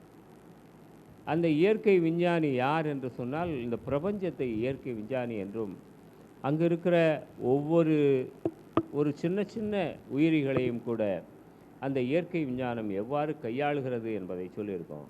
இந்த ஈசல் என்ன சொல்லியிருக்காங்கன்னா, நீங்கள் கையில் பிடிச்சி வச்சு விளையாடாதீங்க, ஈசலை மட்டும் அவர்கள் சொல்லுகிறார்கள் என்று எண்ணிவிடக்கூடாது. ஈசலை மட்டுமல்ல, பட்டுப்பூச்சி நாம் வருகிறது, அந்த சிவப்பாக வருத அந்த பூச்சியையும் நாம் உடனே தீப்பெட்டிக்குள்ளே போட்டு அடைச்சி நம்ம விளையாடிட்டு இருந்தோம். அதுவும் செய்யக்கூடாது. அதே போல் ரயில் பூச்சியையும் நாம் வந்து எதுவும் அதை நசுக்கக்கூடாது. ஏனென்று சொன்னால் மூட்டை பூச்சியைப் போல ஒவ்வொன்றையும் நசுக்கினால் அல்லது ஒன்றை அதை நம்ம வந்து கையில் எடுத்து வைத்து விளையாடினால் மீண்டும் ஈசல் வருவதற்கான சான்ஸ் போயிடுது அப்படின்னு சொல்லியிருக்காங்க. அந்த விஞ்ஞான அல்லது இயற்கை அறிவை அதை நமக்கு சொல்லித் தருகிறது. அப்படித்தான் நீங்கள் மண்புழுவை நீங்கள் ஒரு பாதியாக வெட்டிட்டோம் அப்படின்னா திருப்பி அதனுடைய உடல் மீதி வளர்ந்து விடும். ஆக இது ஒரு கருத்தை மட்டுமல்ல, அதுக்கு வயிறே இல்லை ஈசலுக்கு என்கிற எண்ணத்தை அந்த குழந்தைகளுக்கு நாம் சொல்லிக் கொடுக்கலாம். இந்த கதையை நீ வாசிச்சுட்டு ஈசல் என்றால் அது வயிறே இல்லாததினால் வயிறு அந்த உணவையே தேடாத ஒரே ஒரு உலகத்தில் ஒரே ஒரு உயிரி ஈசல் மட்டும்தான். தான் வாழ்க்கையை பறந்து பறந்து பறந்து மீதி இருக்கிற வாழ்க்கையை தவழ்ந்து தவழ்ந்து வாழ்க்கையை முடித்து கொள்கிற ஒரு மாபெரும் உயிரி ஈசல் என்பதை நாம் வந்து பிள்ளைகளுக்கு விளங்க வைப்பதற்காக இந்த கதை இருப்பதாக நான் பார்க்கிறேன். அது மட்டும் இல்லை, நீங்கள் புத்தக சந்தைக்கு போனீங்களா என்று கேட்பது ஒரு கேள்வியாக இருக்கிறது. அந்த கேள்வி எப்படி இருக்கிறது என்பதை ஒரு தத்துவார்த்த ரீதியாக ஒரு இதில் குழந்தைகளுக்கு விளங்குமா என்று கூட எண்ணிப்பா இருக்கிற இடத்துல இருக்குது. தொடாமல் பாரு புத்தகத்தை, அவங்க சொல்கிறாங்க, தொடாமல் பாரு, நேரமாச்சு வா, அப்பா தேடுவார், போய் சாப்பிட்டு தூங்கணும், அம்மா புத்தக கண்காட்சிக்கு நீ தானே கூப்பிட்டு வந்த, நேற்று உன்னைய புத்தக கண்காட்சியில் பார்த்தேனே அப்படின்னு எங்கள் டீச்சர் கேட்டாக்கா நீங்கள் சொன்னதை அப்படியே சொல்லட்டுமா என்று கேட்கிறது. ஓ, இதில் என்ன அப்படின்னு கேட்டிங்கன்னா, அந்த குழந்தை புத்தக கண்காட்சிக்கு வந்து இருக்கிறது, புத்தகங்களை உற்று உற்று பார்க்கிறது, ஒரு புத்தகத்தை வாங்கலாமான்னு நினச்சி அம்மாட்ட சொல்லலாமான்னு நினைக்குது. அம்மா நேரமாச்சின்னு கையை பிடிச்சி இழுக்கிறாங்க. அதை அந்த உணர்வு மூலமாக மிக அழகாக குழந்தையை கடத்தி இருக்கிறார்கள். குழந்தைகள் எப்போதும் உண்மையை பேசும் என்று அதற்கு கீழே தலைப்பிட்டிருப்பது, அது கீழே சொல்லியிருப்பது பொருத்தமாக இருக்கிறது என்று முடிவு செய்து கொள்வோம். எனக்கு அதில் உடன்பாடு இல்லை. ஆனால் வந்து என்ன சொல்ல வராங்க அப்படின்னா, புத்தக சந்தைக்கு வருவதை கூட்டி கொண்டு வருவதையும், அங்கே அவர்களை புத்தகத்தை பார்க்க சொல்வதையும், அங்கே 1-2 புத்தகங்களையாவது நீங்கள் வாங்கி கொடுக்க வேண்டும் என்பதையும் சொல்கிற தன்மையை அது தந்திருக்கிறது என்று தான் பார்க்க முடியாது. இதில் வர்ணக்கொம்புகளை பற்றி பேசினாங்க. வர்ணக்கொம்புகள் வந்து அதுக்கு ஒரு அழகான படம் போட்டிருக்காங்க. நீங்கள் உள்ளே வந்து பார்த்தீங்கன்னா தெரியும். இப்படி ஒரு பொண்ணு வந்து சின்ன வயசு தானே, இவ்வளோ அழகான ஒரு படத்தை போட்டிருக்காங்க அப்படின்னு சொல்லும்போது, ஒரு குறியீட்டு உத்தியில் ஒரு அழகான மலரை போல, அந்த மலரை சுற்றி இருக்கிற ஒரு பொக்கே போல மிக அழகாக வரைந்திருக்கிற அந்த இதை பார்க்கும்போது, பிள்ளைகள் தலையில் சூடிக்கொள்கிற ரீத்து போல இருக்கிறது. கொம்பு மாட்டுக்கு அப்படி தான் இருக்குது. நகத்திலே நகைப்பூச்சி பூசக்கூடாது என்று எல்லோரும் ஏன் சொல்லுகிறோம் என்றால், நகம் வளரக்கூடியது, அந்த வளர்வதை அது தடுக்கும் அல்லது அதன் தன்மையை அது போக்கிவிடும். நகத்திற்கும் அது தன்னை வெளிப்படுத்தி கொள்கிற முடிக்கு என்ன இருக்குதோ அதுபோல் நகத்திற்கும் இருக்கிறது. அது மாதிரி மாட்டின் கொம்புக்கும் இருக்கிறது. ஆகவே வர்ணப்பூச்சிகளால் உங்களை அடையாளமிடாதீர்கள் என்று மாட்டுக்கு சொல்வதைப் போல நமக்கு சொல்கிறார் என்று தான் நான் எடுத்துக்கொள்கிறேன். இது சரியோ தப்போ, ஆனால் நமக்கான ஒரு இப்படி ஒவ்வொரு கதையும் நீங்கள் 20 கதை தான் இருக்குது. அநேகமாக 20 இன்று ஒரு 2 நிமிஷம் போட்டால் 40 நிமிஷம் இல்லை, அதுக்கு முன்னாடியே நீங்கள் படிச்சிடலாம். ஆனால் அந்த படம் உங்களை வந்து சொல்லிக்கொண்டே இருக்கும். அது படம் பார்த்துக்கிட்டே இருக்கலாம். இவ்வளவு அழகாக ஒரு ஏழையை வரைய முடியுமா ஒரு சின்ன குழந்தை அப்படின்னு பார்த்தீங்கன்னா ஆச்சரியமாக இருக்குது. என்ன முகம் அப்படின்னு பார்த்தீங்கன்னா, ஏழ்மையின் உணர்வுகளை சொல்லுகிற முகமாக இருக்கிறது. அதுபோல் மாட்டினுடைய படமும் அவ்வளோ அழகாக இருக்குது. ஒவ்வொன்று படத்தையும் நம்ம பார்க்கும்போது மிக சிறப்பாக இருக்கிறது. ஒரு ஒரு குழியில் யாரும் விழுந்துடக்கூடாதுங்கிறதுக்காக நம்ம வீட்டில் ஒரு பலகை இருக்குது, அதை வச்சு மூடி வச்சுருவோமா என்று சொல்லுகிற கதையில் போடப்பட்டுள்ள படம் ஒரு குழந்தை குழியை நோக்கி பார்த்து கொண்டிருக்கிறது. குழிக்குள்ளே என்ன இருக்கிறது என்றது தேடுவதாக இருக்கலாம், அல்லாது குறிக்குள்ளே இருக்கிற ஒரு விழுந்து யாரும் அங்கே ஏதாவது ஆகியிருக்குமோ என்று எண்ணி பார்க்கிற அளவிற்கு பல்வேறு கருத்துக்களை அந்த அந்த படமே நமக்கு சொல்லித் தருகிறது. ஒரு நாய்க்குட்டியை காப்பாற்றி எடுத்துக்கொண்டு வீட்டுக்கு வருவதை பற்றிய ஒரு கதை, காப்பது கடமை என்கிற ஒரு கதையாக இருக்கிறது. அதில் நாய்க்குட்டி எப்படிலாம் இருக்கும் தெரியுமா, எப்படிலாம் காலை நீட்டும், எப்படிலாம் உட்கார்ந்துருக்கும், எப்படியெல்லாம் துள்ளி குதிக்கும் அப்படின்னு ஒரு படத்தை, உட்கார்ந்துருக்கோம் அப்படிங்கிறதெல்லாம் ஒரு படத்தை போட்டிருக்காங்க. இப்படியான நாய்க்குட்டியை யாரும் பார்த்தால் நீங்கள் எடுத்து வீட்டுக்கு வந்து விடுங்கள் என்று சொல்கிறதைப் போல அந்த கதைக்கு ஏற்றாற் போல அந்த படம் அமைந்திருக்கும் என்று பார்க்கிற போது இந்த நூலை இந்த வடிவமைப்பில் கொண்டு வர வேண்டும் என்று நான் தான் சொன்னேன். என்னுடைய நண்பர் சுப்பையா முருகன், அதுவும் தாமிரகாசா தோழர், திண்டுக்கல் இப்போது கோயம்புத்தூரில் இருக்கிறார், அவர் தான் வடிவமைத்தார். மிகச்சிறந்த வடிவமைப்பாளி.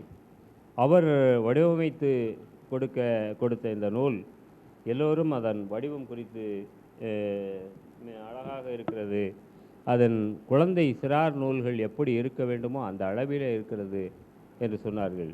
இதற்கான செலவு கொஞ்சம் கூட ஆச்சு, ஆனாலும் செலவு பற்றி கவலை இல்லை என்று அக்கா சொன்னதுனால் இதை இப்படியே கொண்டு வந்தோம். அதில் என்ன ஒன்றுன்னா, அவங்க எப்படி ஒரு படத்தை வரைஞ்சாங்க அப்படின்னு தெரியல.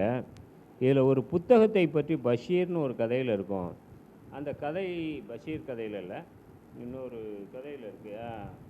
உண்டியல் பற்றி தங்கச்சி சொன்னாங்க. உண்டியல் வாய் இல்லாத, நான் வடைய சொல்லிட்டேன். அதனால் அதில் ஒரு படம் போட்டிருக்காங்க. அந்த படத்தில் எழுத்தின் வடிவத்தை போட்டிருக்கிறார்கள். அந்த எழுத்தின் வடிவம் எப்படி இருக்கிறது என்று பார்க்கிற போது ஏதோ ஒரு மாய மொழியை வரைந்து கொண்டு போவதைப் போல அந்த எழுத்துக்கள் இருப்பதை பார்க்கிற போது மிகவும் சிறப்பான உத்திகளை கொண்டு இயங்குகிற ஒரு உண்டியலையும் மேலே போட்டு தலைக்கு மேலே காசுகள் இருப்பதைப் போல மிக அழகான ஒரு படத்தை தந்திருக்கிறார்கள். படமும் கதையும் படமுமாக ஒரு 20 கதைகளோடு இந்த நூல் உங்கள் கைக்கு சேர வேண்டும், நீங்களும் வாங்க வேண்டும். யாழினியின் புத்தன் உங்களோடு இருந்தால் யாழினி ஒரு புத்தனாக மாறியிருப்பாள் என்பதை நீங்கள் கடைசியிலே உங்களுக்கு குறிப்புகளாக தந்த பிற குறிப்புகள் என்று குறிப்பிடப்பட்டுள்ள இடத்திலே உங்கள் குறிப்பை, இந்த நூலை பற்றிய எண்ணத்தை நீங்கள் எழுதி வைக்க நேரிடும் என்று சொல்லி ஒரு சிறந்த படைப்பை, சிறந்த வாசகர்கள் அல்லது வாசிப்பாளர்கள், திறமையாளர்கள் இங்கே எதிராக இருக்கிற யாருமே சாதாரண ஆள் இல்லை, நிறைந்த வாசிப்பாளர்கள், அவர்களுக்கு இந்த நூலை அறிமுகம் செய்து வைக்கிற பேருக்காக உங்கள் அனைவரையும் நன்றியோடு நினைத்து பார்த்து இத்துணை நேரம் எனது பேச்சையும் செய்யப்படுத்த உங்களுக்கு சாமிக்கன் இப்போ நினைக்கிறாரு, அவர் அநேகமாக இனிமே அவருடைய ஃபேஸ்புக்கில் அல்லது இன்ஸ்டாகிராமில் வேறு மாதிரி சில படங்களும் வரும் அப்படின்னு நினைக்கிறேன். சிறார்களை நோக்கி மனம் திரும்புகிற போது நாமும் கைகொட்டி சிறாராக மாறிவிடுகிறோம். அந்த மாற்றத்தை எப்போதும் நம் மனத்திலே நினைவிலே வைத்துக் கொள்வோம் என்று கூறி வாய்ப்பளித்தமைக்கு நன்றி கூறி விடைபெற்றுக் கொள்கிறேன். நன்றி, வணக்கம். இந்த புத்தகத்தை பற்றி அழகாக எடுத்துரைத்த தீனையா அவர்களுக்கு நன்றி. இவ்வளவு அழகான புத்தகம், அந்த படங்கள் ஒவ்வொன்றையும் ஐயா நமக்கு சொன்னாங்க. உண்மையிலேயே ஓவியர் மிகச்சிறப்பாக வரைஞ்சிருக்காங்க. இவ்வளவு அழகான ஓவியமும் கதைகளும் கொடுத்த இளம்பிற அவர்களை ஏறுபுரை வழங்குமாறு அன்போடு அழைக்கிறேன். மேடையில் அமர்ந்திருக்கின்ற அழகான தோழர்களே, எதிர்வரிசையில் இருந்து இத்தனை நேரம் பொறுமையாக கேட்டுக்கொண்டிருந்த பெரும்பாலும் இல்லை எல்லோருமே என்னை விட பல மேடைகள் நான் சொன்ன வார்த்தை தான், என்னை விட நீங்கள் எல்லோரும் வயதில் சிறியவர்கள் என்றாலும் கூட இந்த வீட்டிற்கு வந்த பிறகு நானும் மேடையில் பேச முடியும் என்று தன்னை வெளிப்படுத்தி கொண்டு எங்களோடு தோளோடு தோளாக இருக்கின்ற சத்யா உட்பட குழந்தை உட்பட எல்லோருக்கும் முதலில் நான் நன்றி சொல்ல கடமைப்பட்டிருக்கிறேன். இந்த புத்தகம் எழுதுவதற்கு காரணம் உண்மையிலேயே சொல்லப்போனால் என்னுடைய இரண்டாவது மகன் டேவிட் பிரானின் முதல் குழந்தை யாழினி இளம்பிறை தான். அவள் குழந்தையாக இருக்கின்ற சூழலிலே அவருக்கு நிறைய திருக்குறள் பற்றி அப்படி ஏதோ ஒரு சொல்லி அந்த குழந்தைய வளர்த்துட்ருக்கும்போது, பாட்டி நீ பாட்டு சொல்கிற வள்ளுவர் தாத்தா உனக்கு சொந்தமா? எப்படி எனக்கு அந்த கேள்வி அவள் எழுப்பினாள் என்று தெரியல. ஏன்னா நான் சொல்லும்போது பெரும்பாலும்ல நிறைய பேருக்கு பொறாமையாக இருக்கும். தொடர்ந்து தீன் தாத்தா என்று தீனை பற்றி யாழினி இளம்பிறை நான் சொல்லிக்கொண்டே இருப்பேன். தாத்தா யார் தெரியுமா, அவங்க எப்படி எழுதுகிறாங்க தெரியுமா, அவங்க பாடுவாங்க அப்படியே சொல்லும்போது அவளுக்கு என்ன சிந்தனை இருந்துச்சுன்னா, எப்போ பார்த்தாலும் நீ குறிப்பிட்டவங்களை மட்டுமே சொல்கிற அப்படி என்று சொல்லிக்கொண்டு அந்த இடத்துல வள்ளுவரை பற்றி நான் சொல்லும்போது அவள் கேட்டான், வள்ளுவர் தாத்தா உனக்கு சொந்தமா? அப்புறமா நீ புத்தன் பற்றி சொல்கிற, புத்தன் தாத்தா உனக்கு சொந்தமா? இப்படியாக நிறைய கேள்வி கேட்கும்போது தான் என்னுடைய வாழ்க்கை துணை கிருஷ்ணன் சொன்னார்கள், அவள் நிறைய கேள்வி கேட்குறா, நீ ஏன் அவளுக்காக எழுதக்கூடாது? அப்படி கேட்ட கிருஷ்ணன் இன்று இல்லை அப்படின்னு தான் எல்லோரும் சொல்கிறாங்க. ஆனாலும் எங்கேயோ இருக்கிறாங்க, அவருடைய உறுப்புகள் எல்லாம் யாரிடமோ இருக்கின்றன என்றால் அதனால் அந்த கிருஷ்ணன் இருக்கிறார். அப்படி இருக்கும்போது அவர் சொன்ன வார்த்தையும் யாழினி என்னை சிந்திக்க வைத்த செய்தியும் தான் இந்த யாழினியின் புத்தன் என்ற கதை. அதற்கு தான் இந்த புத்தகம் எழுத வேண்டிய ஒரு தூண்டுகோலாக இருந்தது. ஏன் யாழினியை முன்னிலைப்படுத்தி புத்தனை பின்னால் வைத்திருக்கணும்? இப்படி கூட ஒரு கேள்வி வரலாம் இல்லையா? என்ன யாழினி என்ன பெரிய ஆளா? புத்தன் தானே, அப்படித்தானே இருக்கக்கூடும் இல்லையா? ஆக யாழினியின் புத்தன் என்றால் புத்தன் யார் என்று எந்த குழந்தை கேட்கிறதோ அந்த குழந்தையின் மழலை மொழி யாழினிது குழலினிது. இப்படித்தான் என்னை சிந்திக்க வைத்தது. ஆக தொடர்ந்து இப்படி என்னை சிந்திக்க வைக்கின்ற குடும்பத்திலே நிறைய என்னுடைய உறவுகளும் நட்புகளும் இருக்கும்போது என்னால் எழுத முடிகிறது என்பதற்கு அதுதான் காரணம். தம்பி வண்ணமுத்து சொல்லும்போது கூட என்னை பற்றி சில செய்திகள் சொன்னார்கள். எனக்கு இயல்பாகவே நான் தனியாக இருந்தாலும் இயங்கிக் கொண்டே இருக்க வேண்டும். இயக்கம் இல்லை என்றால் ஏதோ அந்த தனிமை நம்மை வாட்டும். தனிமை என்ற ஒரு சொல் என்னுடைய வாழ்க்கையில் வரக்கூடாது என்று நான் மிகவும் கவனமாக இருக்கிறேன். அடுத்து இப்போ கதையெல்லாம் பற்றி ஒவ்வொருத்தரும் சொல்லும்போது பார்வதி முத்தமிழ் தனக்கே உரிய ஒரு செய்தியோடு சேர்த்து என்னை பற்றி முழுமையாக தெரிந்த பார்வதி முத்தமிழ். சொல்லப்போனால் நான் இப்படித்தான் என்று பார்வதி முத்தமிழ் சொன்ன பிறகு நான் யோசிப்பேன், ஓ நம்ம அப்படித்தானோ என்று.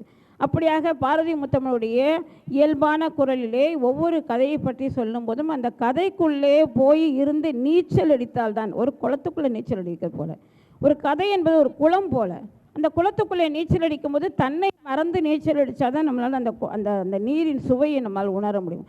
அப்படித்தான் பார்வதி முத்தமிழ் அவர்கள் சொல்லும்போது உள்ளபடியே எனக்கு மிகுந்த மகிழ்ச்சியாக இருந்தது. பிறகு வண்ணமுத்து என்றாலும் சரி, சோமசுந்தரம், நாங்கள் ரெண்டு பேருமே ஒருத்தருக்கு ஒருத்தர் நிறைய பேசுவோம். அப்படியாக ஒரு நட்பு எங்களுக்குள்ளே உண்டு. சில இடத்திலே இப்படி சொல்லியிருக்கலாம்ல, அப்படியாக ஒரு கேள்வியை கேட்கக்கூடிய ஒரு சோமசுந்தரம் என்று இன்றைக்கும் கூட சில செய்திகளை சொல்லும்போது இப்படி நீங்கள் சொல்லியிருக்கலாமே அப்படிங்கும்போது அது ஒரு அறிவுரை கூட இல்லை. உண்மையிலேயே சோமசுந்தரம் சொல்வது அவருடைய இயல்பான கருத்துரை.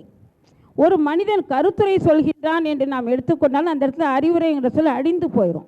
அறிவுரை என்று சொன்னால் சோமசுந்தரமில் எனக்கு பொறாமை வரும்.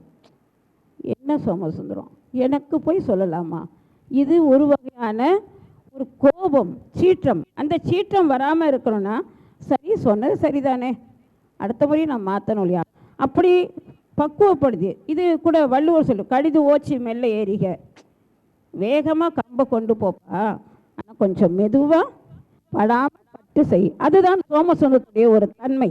அந்த குரல் அவருக்குத்தான் பொருந்தும். கடிது ஓச்சி மெல்ல ஏறிக, நெடிதாக்கம் நீங்காமை வேண்டும். என் கூட எப்பவுமே சோமசுந்தரம் இருக்கணும் நான் நினச்சா அவர் சொல்லுவதை எல்லாம் நான் உள்வாங்கி கொண்டு அந்த இடத்திலே எங்கெங்கே தவறுகள் இருக்கின்றன என்று பார்த்து நான் இருந்தால்தான் அந்த குரல் அவருக்கான குரல் என்னும்போது எனக்கும் அவருக்கும் உண்டான தோழமை இருக்கும்.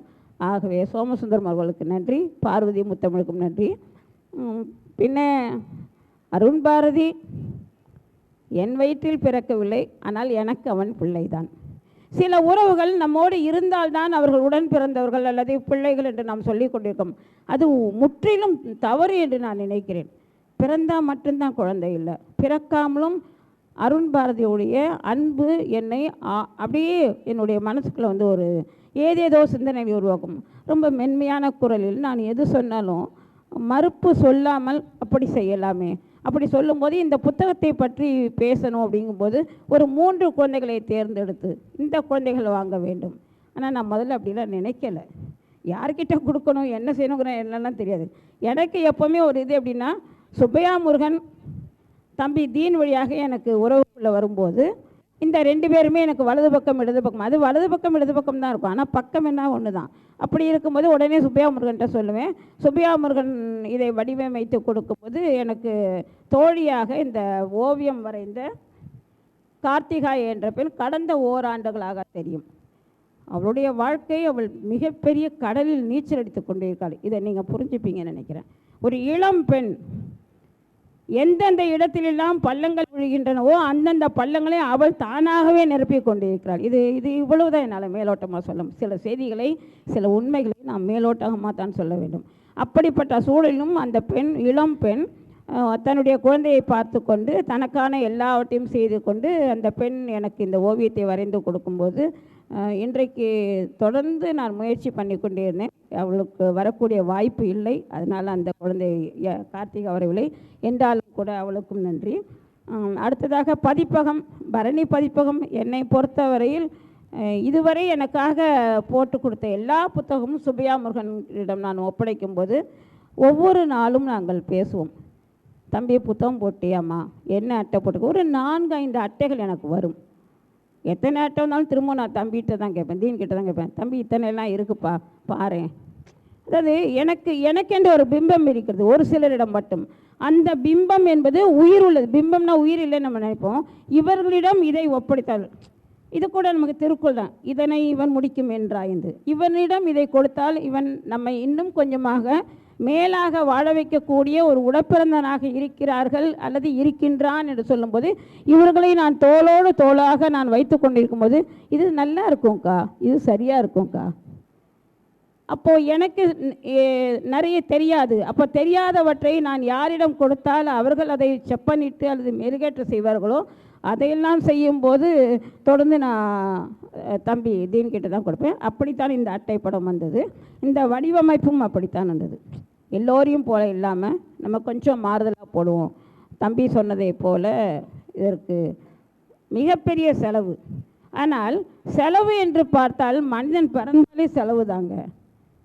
இந்த மண்ணில் நம்ம பிறந்துட்டாலே அது செலவு தான். அது செலவு என்று பார்த்தால் வாழ்க்கையில் வரவே இருக்காது, செலவு மட்டும்தான் இருக்கும் கணக்கில். ஆனால் செலவழித்த பிறகு அதில் கிடைக்கின்ற இன்பம்தான் நமக்கான வரவு என்பது அதை யாராலும் மறுக்க முடியாது. அதுதான் உண்மையும் கூட. அப்படிப்பட்ட நிலையிலே செலவை பார்க்காமல் இந்த புத்தகத்தை பற்றி நீங்கள் எல்லோரும் பேசும்போது இந்த புத்தகம் நான் ஏன் எழுத வேண்டும், யாரால் எதற்காக எழுத வேண்டும் என்று சொல்லும்போது உண்மையிலேயே மிக மகிழ்ச்சியாக இருக்கிறது. அண்மையில் தான் எனக்கு தலைவர் சேது ராமகிருஷ்ணனை உருவ அமைப்பில் தான் தெரியும். அவருடைய உள்ளம்லாம் எனக்கு தெரியாது, உண்மையாக தெரியாது. அவ்வளோ ரொம்ப தொடர்புலாம் நான் பழகலை. சில செய்திகள் கேள்விப்பட, அவர் எங்கே வேலை பார்க்குறார் என்னன்னு சொல்லி தெரியும். அதையும் கூட அண்ணன் சண்முகம் அவர்கள் அடிக்கடி சொல்வார்கள், சேது ராமகிருஷ்ணன் யார் தெரியுமா, அவரிடம் உள்ள ஆற்றல் என்ன தெரியுமா, அவர் எப்படியெல்லாம் இருப்பார் தெரியுமா.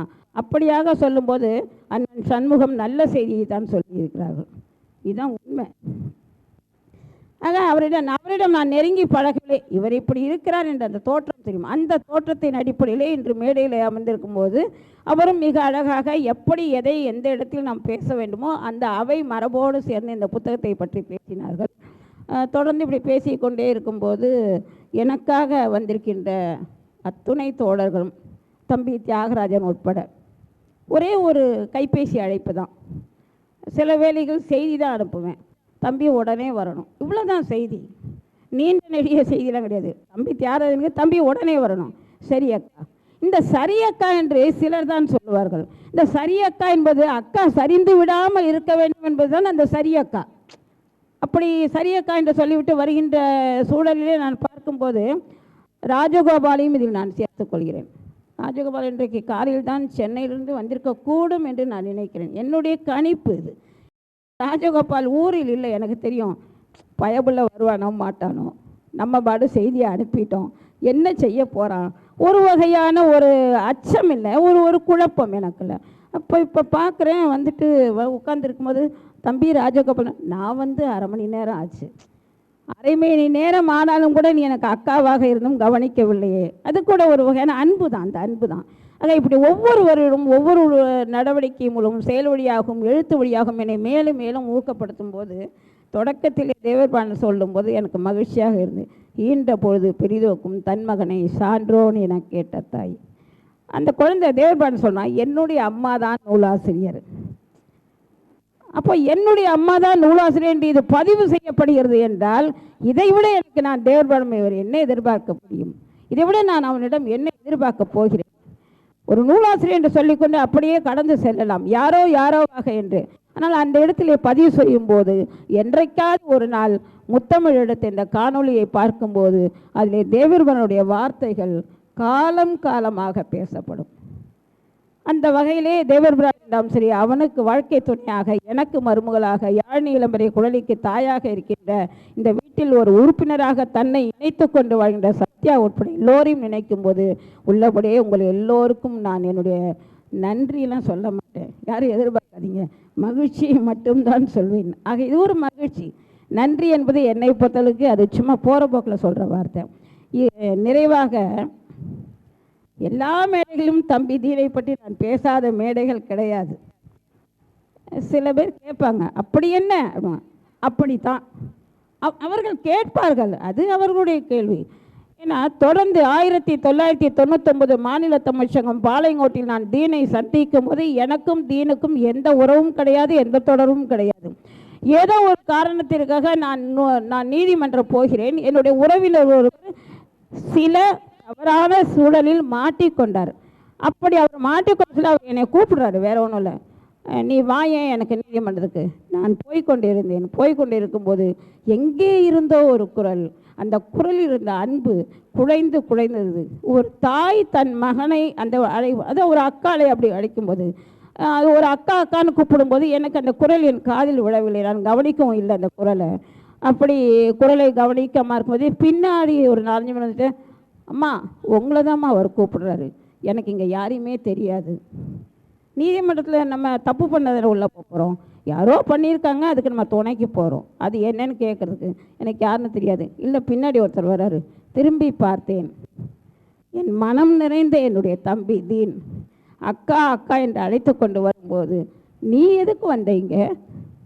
நீலாம் அந்த இடத்துக்கு வரலாமா? எந்த வகையான அன்பு அந்த இடத்திலே பொதிந்திருந்தால் அக்கால் நீதிமன்றத்திற்கு வருவது தவறு, அவள் ஏன் வந்தாள்? நான் இருக்கிறேன் உனக்கு. சில வார்த்தைகள் தீனிலிருந்து நான் கற்றுக்கொண்டேன், நான் பார்த்து தரேன். ஆனால் அங்கே என்ன நடந்ததுன்னே தெரியாது, எனக்கே தெரியாது. என்னுடைய உறவினர் அழைத்தார் நீதிமன்றத்திற்கு, அதற்காக தான் நானே வந்திருக்கேன். அதுக்கப்புறம் தான் என்ன தவறு என்ன என்று கேட்கணும், வந்திருக்க வேண்டுமா? சொல்லியிருந்தா நான் ஓடி வந்திருப்பேனே. எத்தனை பேருக்கு இதை போல தம்பி கிடைத்திருப்பார்கள். நினைத்து பார்க்கிறேன், இங்கே ஜாதி இல்லை, மதம் இல்லை, எதுவுமே இல்லை. பேர் சொல்லி அழைத்தால்தான் எங்களுக்குள் இடையே இருக்கின்ற சில வேறுபாடுகள் தெரியும்.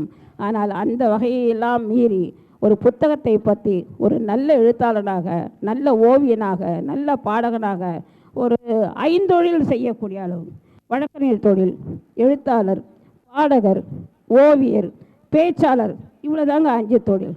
நாம் எதையோ நினைக்கிறோம், ஏதோ ஒரு இறைவனை நினைத்து கொண்டு அந்த இறைவனை வைத்துக்கொண்டு இவர் 5 தொழில் பண்ணுறாருன்னு, அது அவர்கள் கற்பனை. ஆனால் ஒரு தனி மனிதன் ஒரு 5 தொழிலை பண்ணுகிறார் என்றால் அந்த 5 தொழில் புரிகின்ற என்னுடைய அன்பான தீனுக்கு எல்லோர் சார்பாகவும் நான் நன்றி சொல்ல கடமைப்பட்டிருக்கேன். தொடர்ந்து இந்த நட்பும் உறவும் வேண்டும் என்று நான் மிகவும் கவனமாக இருக்கிறேன். காரணம், நாம் பொல்லாத உலகில் வாழ்ந்து கொண்டிருக்கிறோம். பொல்லாத உலகம் என்பது நம் முன்னே பேசுவது ஒன்று, நம் பின்னே சொல்வது ஒன்று. அதை சொல்லுக்குள்ளே அடங்காத பொல்லாத உலகத்திலே நம்முடைய உறவுகளுக்கிடையே எந்த விதமான ஒரு காழ்ப்புணர்ச்சியோ எந்த விதமான ஒரு கீழான எண்ணங்களோ மற்றவர்கள் பார்வைக்கு வந்துவிடக்கூடாது.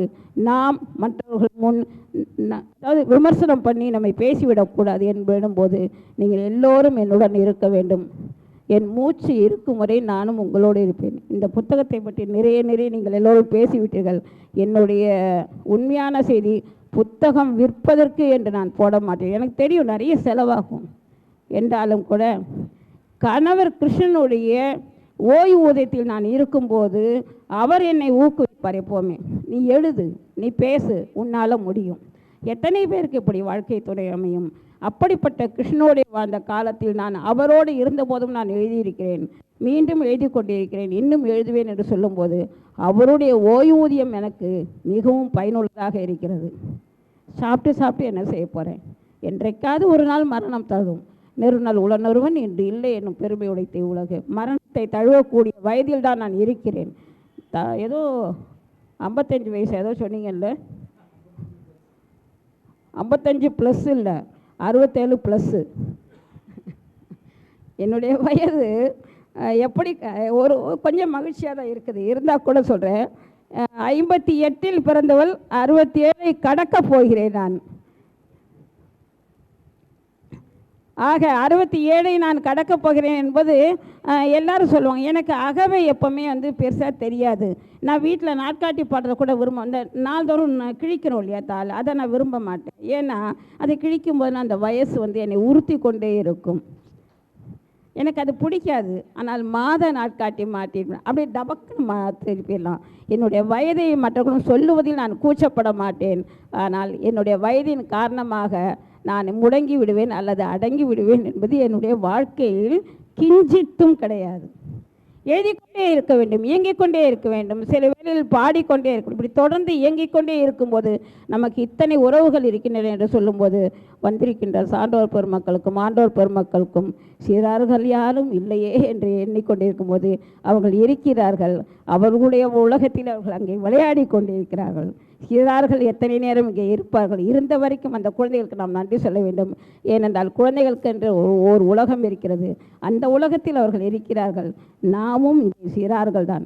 என்றைக்கு நாம் சிறுவர்களை பற்றி பேசத் தொடங்கிறோமோ அப்பொழுதெல்லாம் நாம் சிறார்கள் தான் என்று சொல்லிக்கொண்டு வாய்ப்பளித்தமைக்கும் அனைவருக்கும் நன்றி கூறி விடைபெறுகிறேன். நன்றி, வணக்கம். நன்றி. ஒரு முக்கிய அறிவிப்பு, நம்மளுடைய எழுத்தாளர் தீன் அவர்கள் எழுதிய செவ்வருக்கை நூலோட அறிமுகம் கூட்டம் வரக்கூடிய 6ஆம் தேதி செவ்வாய்க்கிழமை நம்ம சரோஜ நினைவகத்தில் வச்சு நடக்க போகுது. எல்லா தோழர்களும் கண்டிப்பாக வரணும் அப்படின்னு கேட்டுக்கிறோம். நிகழ்வுக்கு வந்திருக்கக்கூடிய அனைவருக்கும் எங்களுடைய தமிழ்நாடு சிறார் எழுத்தாளர் கலைஞர்கள் சங்கம் நெல்லை கிளையின் சார்பாகவும் தமிழ்நாடு முற்போக்கு எழுத்தாளர் கலைஞர்கள் சங்கத்தின் விமு சத்திரம் கிளையின் சார்பாகவும் மனமார்ந்த நன்றியை தெரிவித்துக் கொள்கிறோம்.